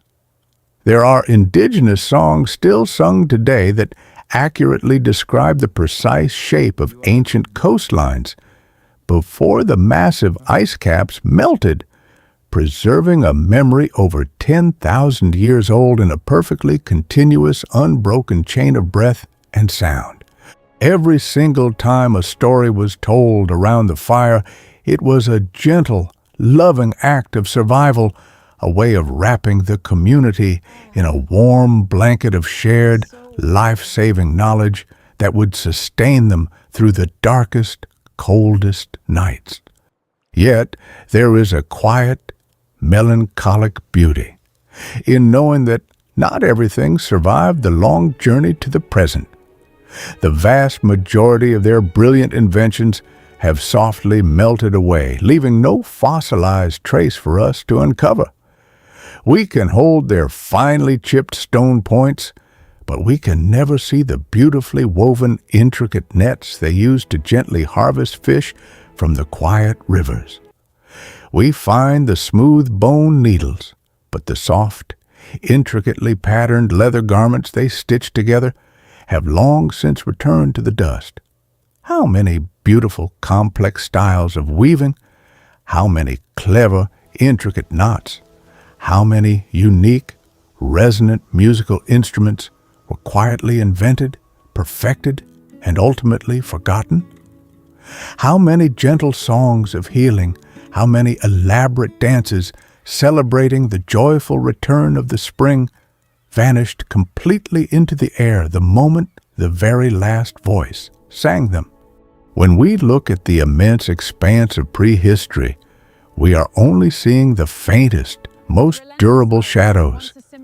The vast, vibrant bulk of their magnificent culture, the beautiful things made of wood, plant fiber, soft hide, and spoken words, have all returned gracefully to the earth. This realization should not evoke sadness, but rather a profound, sweeping awe. It means that the ancient world was infinitely richer, more colorful, more inventive, and more beautiful than the silent stones suggest. The minds that walked those ancient landscapes were not simple or primitive. They were intensely curious, highly observant, and deeply, brilliantly creative. They were constantly experimenting, carefully observing, and finding elegant, peaceful solutions to the profound challenges of living completely within the natural world. To survive without massive walls and towering cities meant cultivating a flawless, intuitive connection to the environment. It meant remembering the quiet lessons of the wind, the subtle changes in the soil, and the soft language of the stars. It required a profound intellect, a deep reservoir of patience, and a perfectly unified community where every single person was a living, breathing archive of ancestral wisdom. The unwritten library was not a quiet building filled with dusty books. It was a beautiful, living chorus of voices, singing the world into existence around the fire, generation after generation. It was a perfect, harmonious circle of trust, where the elders guarded the memories and the children carried them forward into the vast, unknown future. Every leaf, every stone, and every star had a name, a purpose, and a story. If we truly, deeply listen, we can realize that some of this ancient knowledge still trickles softly down to us. It rests in the quiet, instinctual satisfaction we feel when we sit together around a crackling fire in the dark. It lives in our deep, universal love for rhythm, melody, and the soothing comfort of a well-told story before we slowly drift to sleep. The deep, ancestral mind that meticulously mapped the stars and learned the quiet, healing language of the forest is the exact same mind that rests quietly in your head tonight. They were the anonymous, unrecorded geniuses who laid the invisible, intellectual foundations for absolutely everything we are today. They lived a life of profound, mobile wisdom, moving lightly across the beautiful face of the earth, leaving no heavy monuments, but carrying a vast, invisible library within their hearts. This incredible, ancient, mobile wisdom had sustained their peaceful communities flawlessly across hundreds of millennia.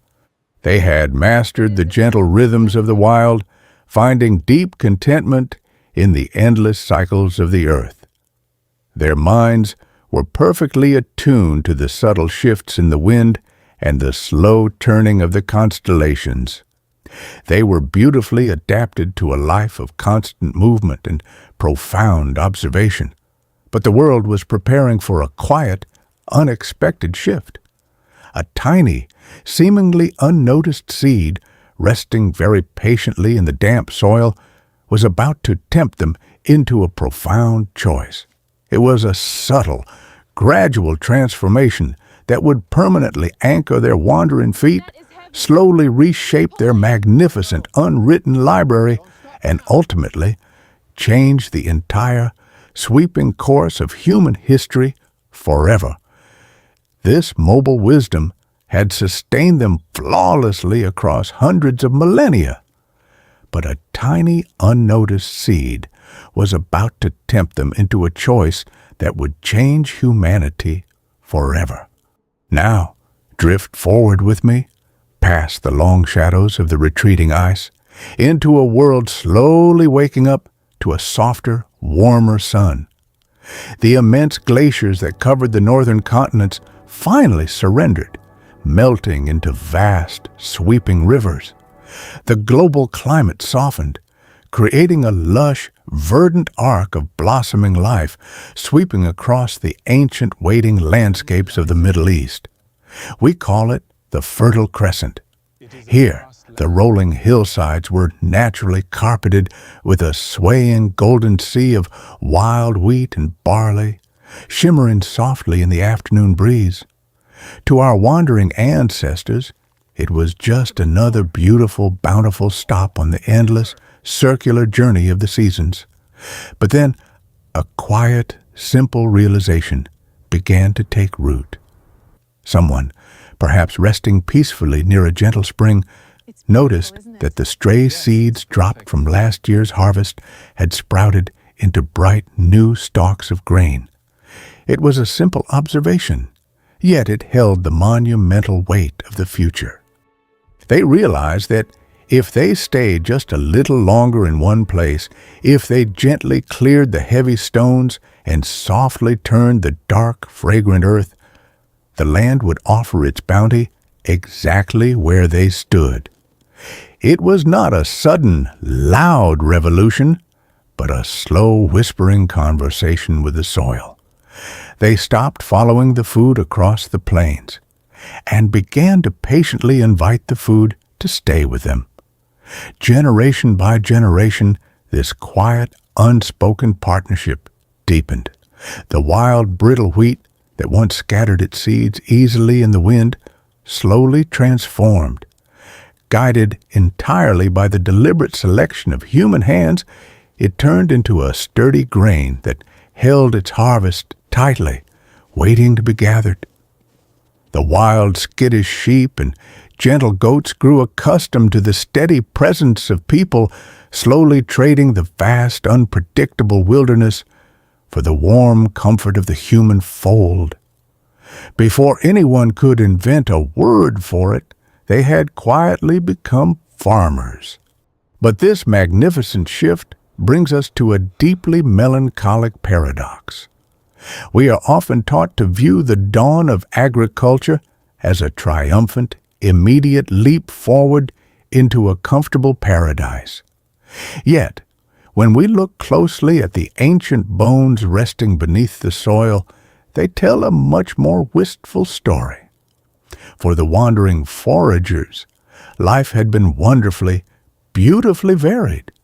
They walked for miles every day under the open sky, gathering a rich, vibrant tapestry of hundreds of different plants, sweet fruits, and nourishing roots. Their bodies were tall, robust, and beautifully adapted to the graceful motion of the wild. But when the wandering stopped, the rhythm of life changed completely. The expansive, diverse landscape narrowed down to a single, demanding patch of earth. The graceful, varied movements of the hunt and the gather gave way to the repetitive, rhythmic bending over the soil. Weeding, planting, and harvesting from the pale dawn until the heavy dusk. Their diet, once an endless buffet of forest treasures, shrank to rely heavily on just a few starchy grains. The ancient, weary skeletons carefully unearthed from these early farming villages gracefully reveal a quiet, noble, and deeply enduring fatigue. They became slightly shorter in stature. Their teeth showed the heavy wear of stone-ground wheat, and their spines bore the deep memory of carrying heavy baskets of damp earth.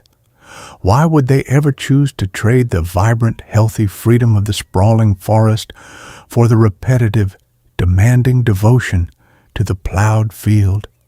The answer lies in the beautiful, undeniable magic of surplus.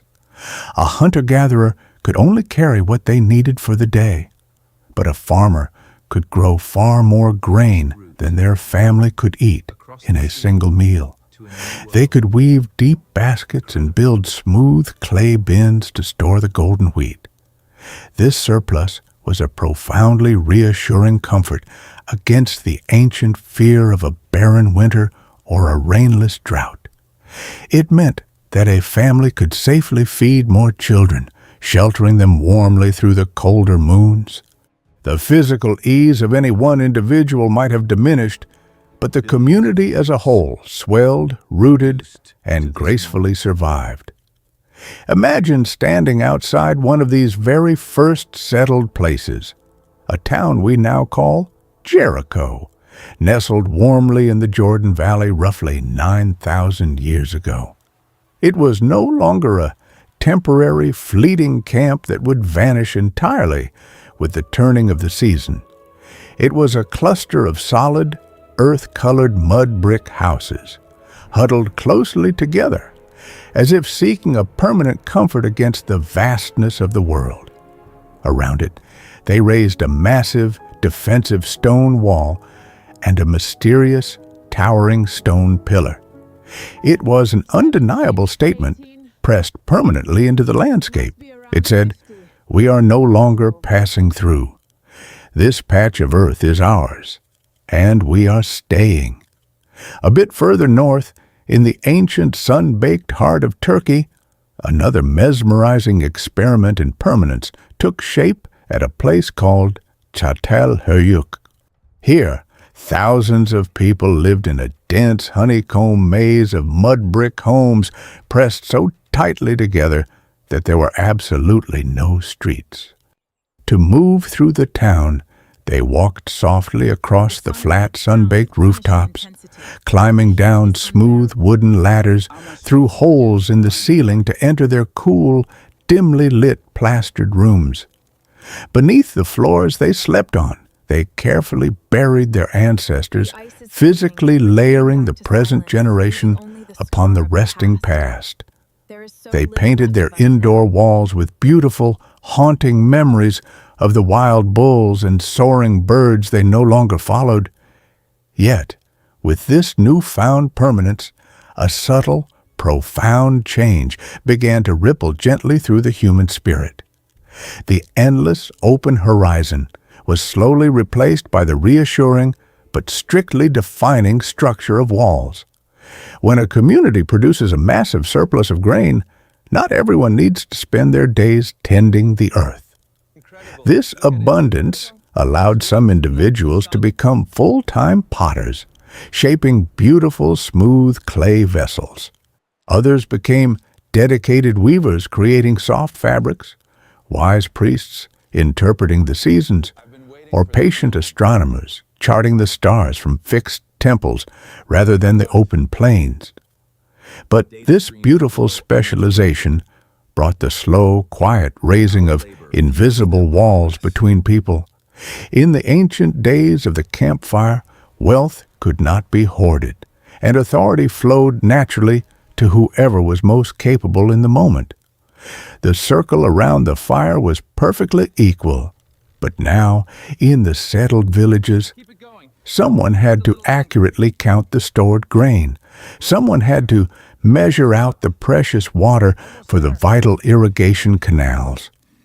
Someone had to organize the heavy labor of building the stone walls. What begins as a practical need for community organization slowly, over centuries, hardens into rigid power. The silent hierarchies were born. Families with the most fertile land began to pass down their abundance to their children. The egalitarian circle slowly stretched and reshaped itself into a pyramid.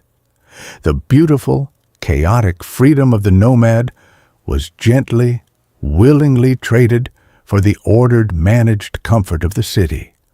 The great river valleys eventually saw the rise of massive temples and sprawling palaces, housing the first quiet echoes of kings and queens.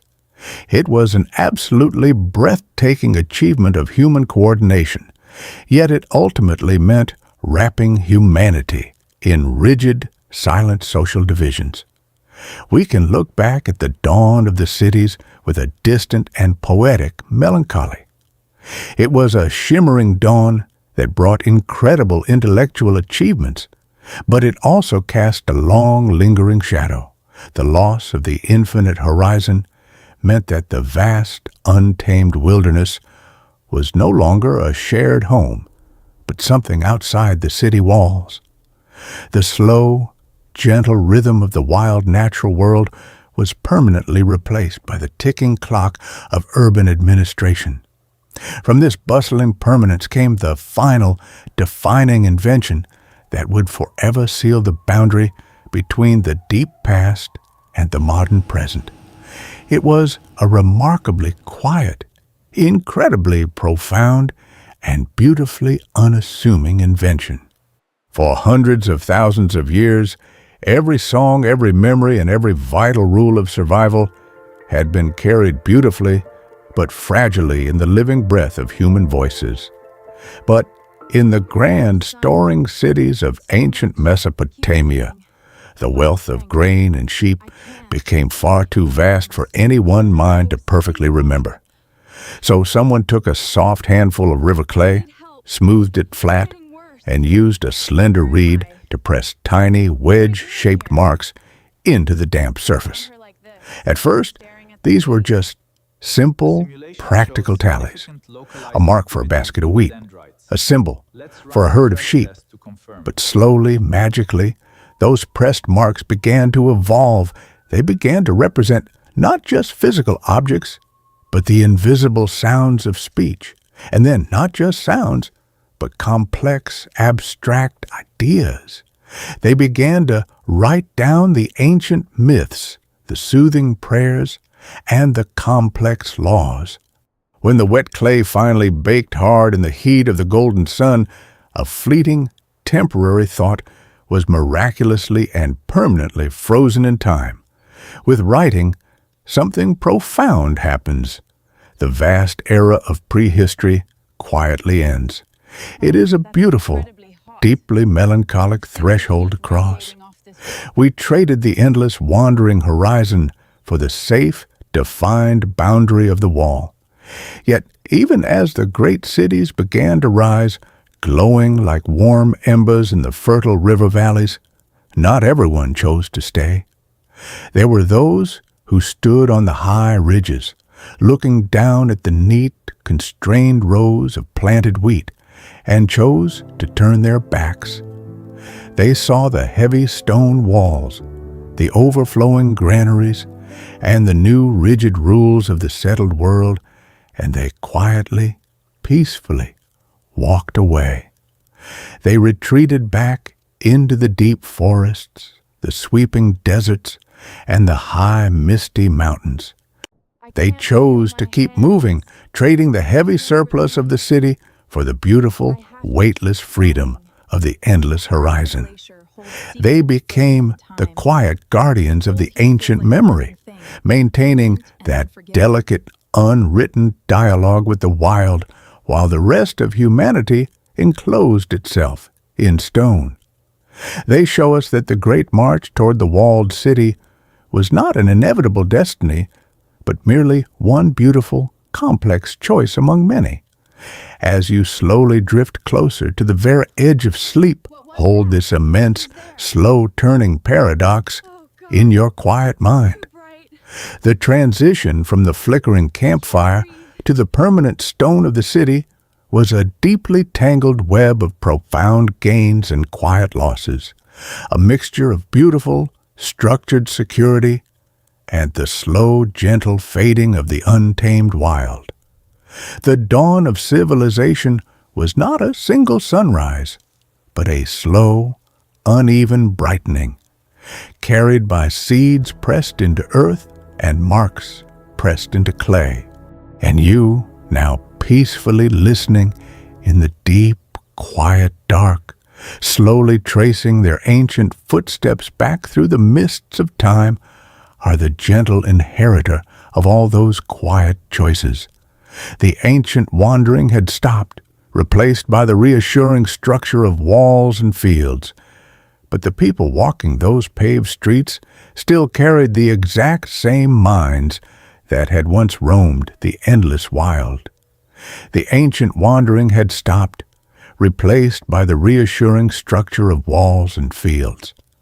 But the people walking those paved streets still carried the exact same minds that had once roamed the endless wild. So, as you lie here tonight, perfectly still, nestled in the quiet dark of your own room, you might softly wonder why this immense journey through deep time matters to your present life. Why reach back to a world of mammoth bone shelters, painted caverns, and trackless oceans? Because the story of those wandering ancestors is not just a distant chapter in a forgotten book. It is the living blueprint of your own mind. When you wake up tomorrow, you will step out into a world of towering glass, glowing screens, constant notifications, and rushing schedules. But the magnificent mind you will use to navigate that modern landscape was not forged in a bustling city. It is a brilliant, ancient instrument, delicately tuned over hundreds of thousands of years to the slow, gentle rhythms of the wild.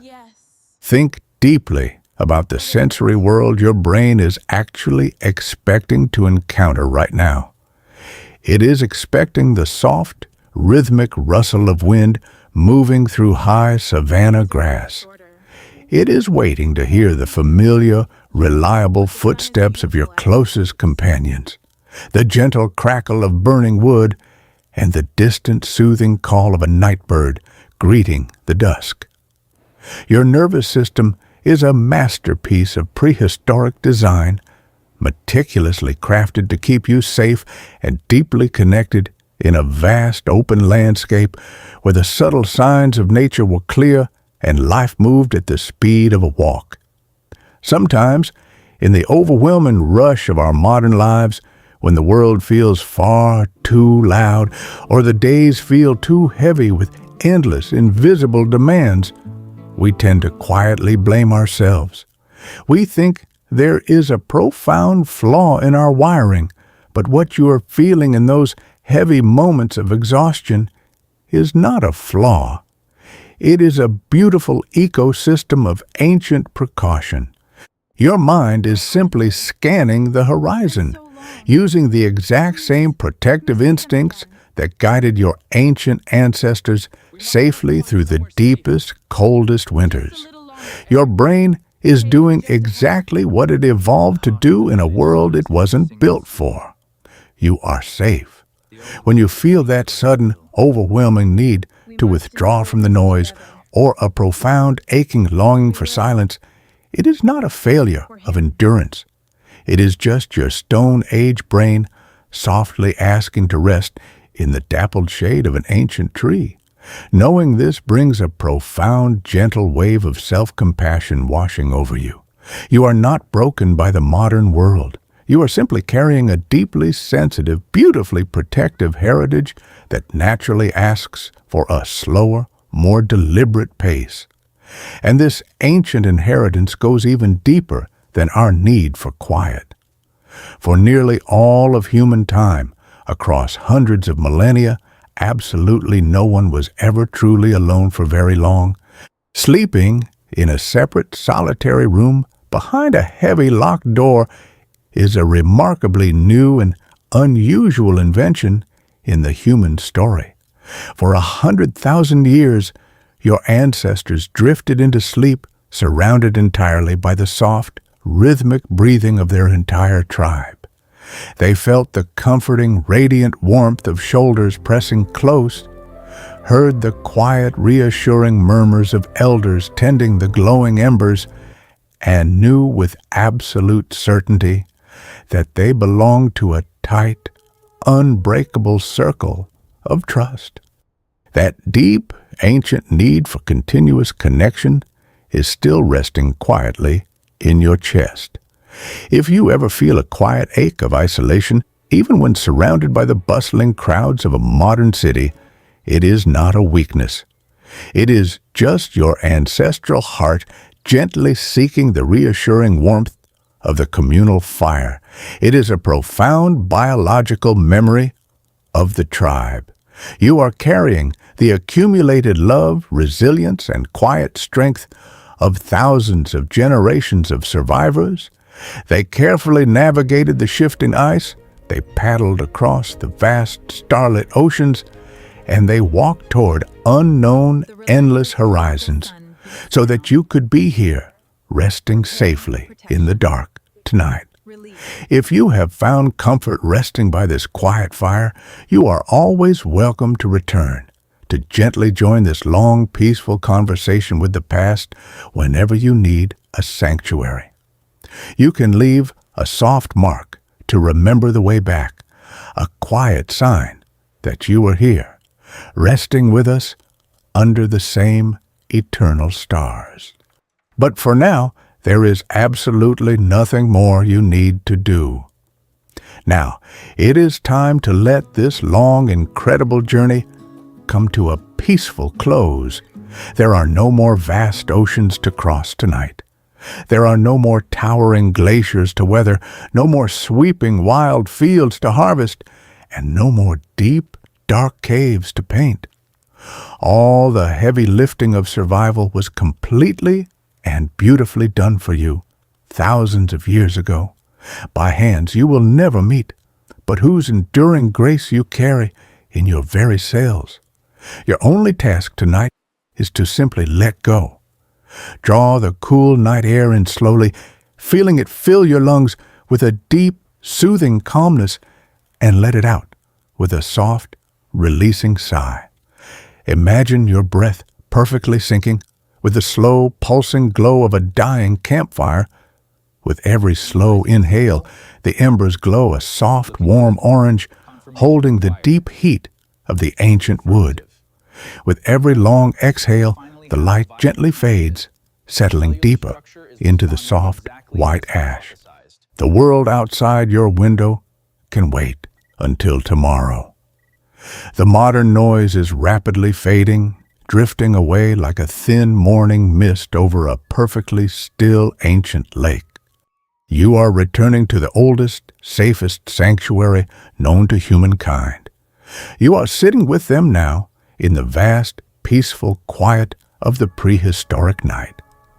Picture the quiet circle of the tribe resting in the dark, the soft, familiar faces of the ancient ones, illuminated perfectly by the last flickering light of the hearth.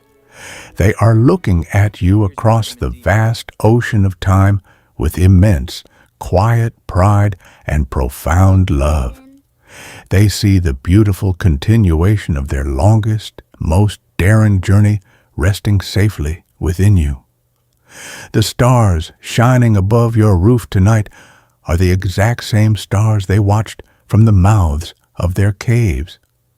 The great, slow-turning constellations that gently guided their wooden canoes across the open, dark water are faithfully keeping watch over your rest tonight. Orion, standing tall and steady in the crisp air. The Pleiades, shimmering like a handful of crushed diamonds, scattered across the velvet blackness. The silvery, sweeping river of the Milky Way, holding the ancient stories of sky spirits and cosmic rivers. They are shining with the exact same steady, peaceful, uninterrupted light that has comforted our kind since the very first night we looked upward. Let your thoughts become as light and weightless as the thin trails of wood smoke drifting lazily up into that vast, dark, starry canopy. Let the heavy muscles in your shoulders soften, unclenching and releasing the accumulated tension of the modern day. Release the need to rush, the need to plan, the need to solve. Sink deeply into the soft, supportive, unwavering hold of the earth beneath you. The earth that has cradled every single generation before you is cradling you now. The ancient memories of the wild are slowly fading into a soft, formless, wrapping comfort.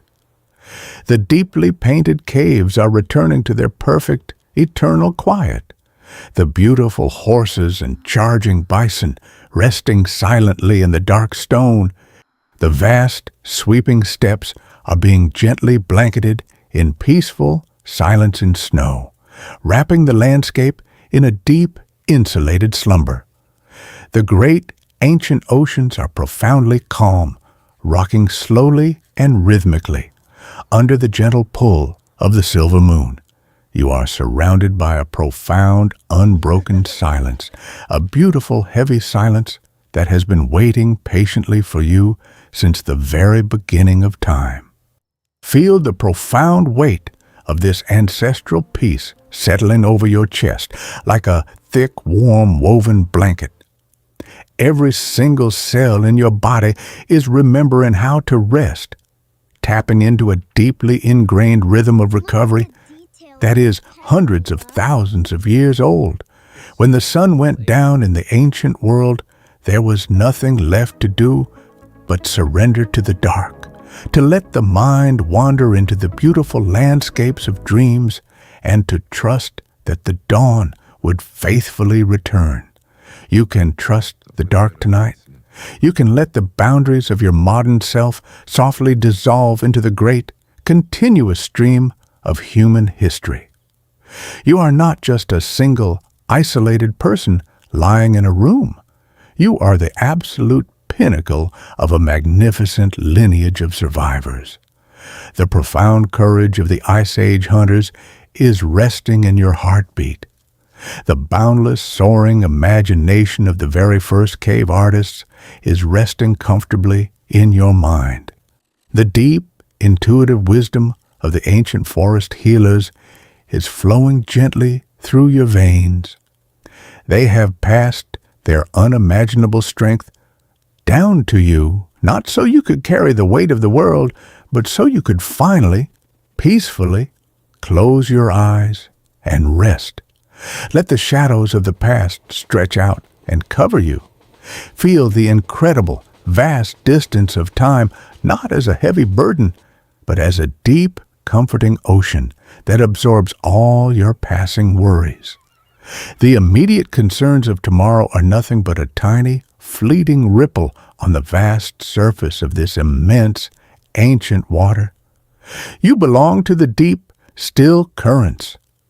The same moon that pulled the tides for the earliest wanderers is shining its soft, pale light through your window, offering the same gentle blessing of rest. It asks absolutely nothing of you.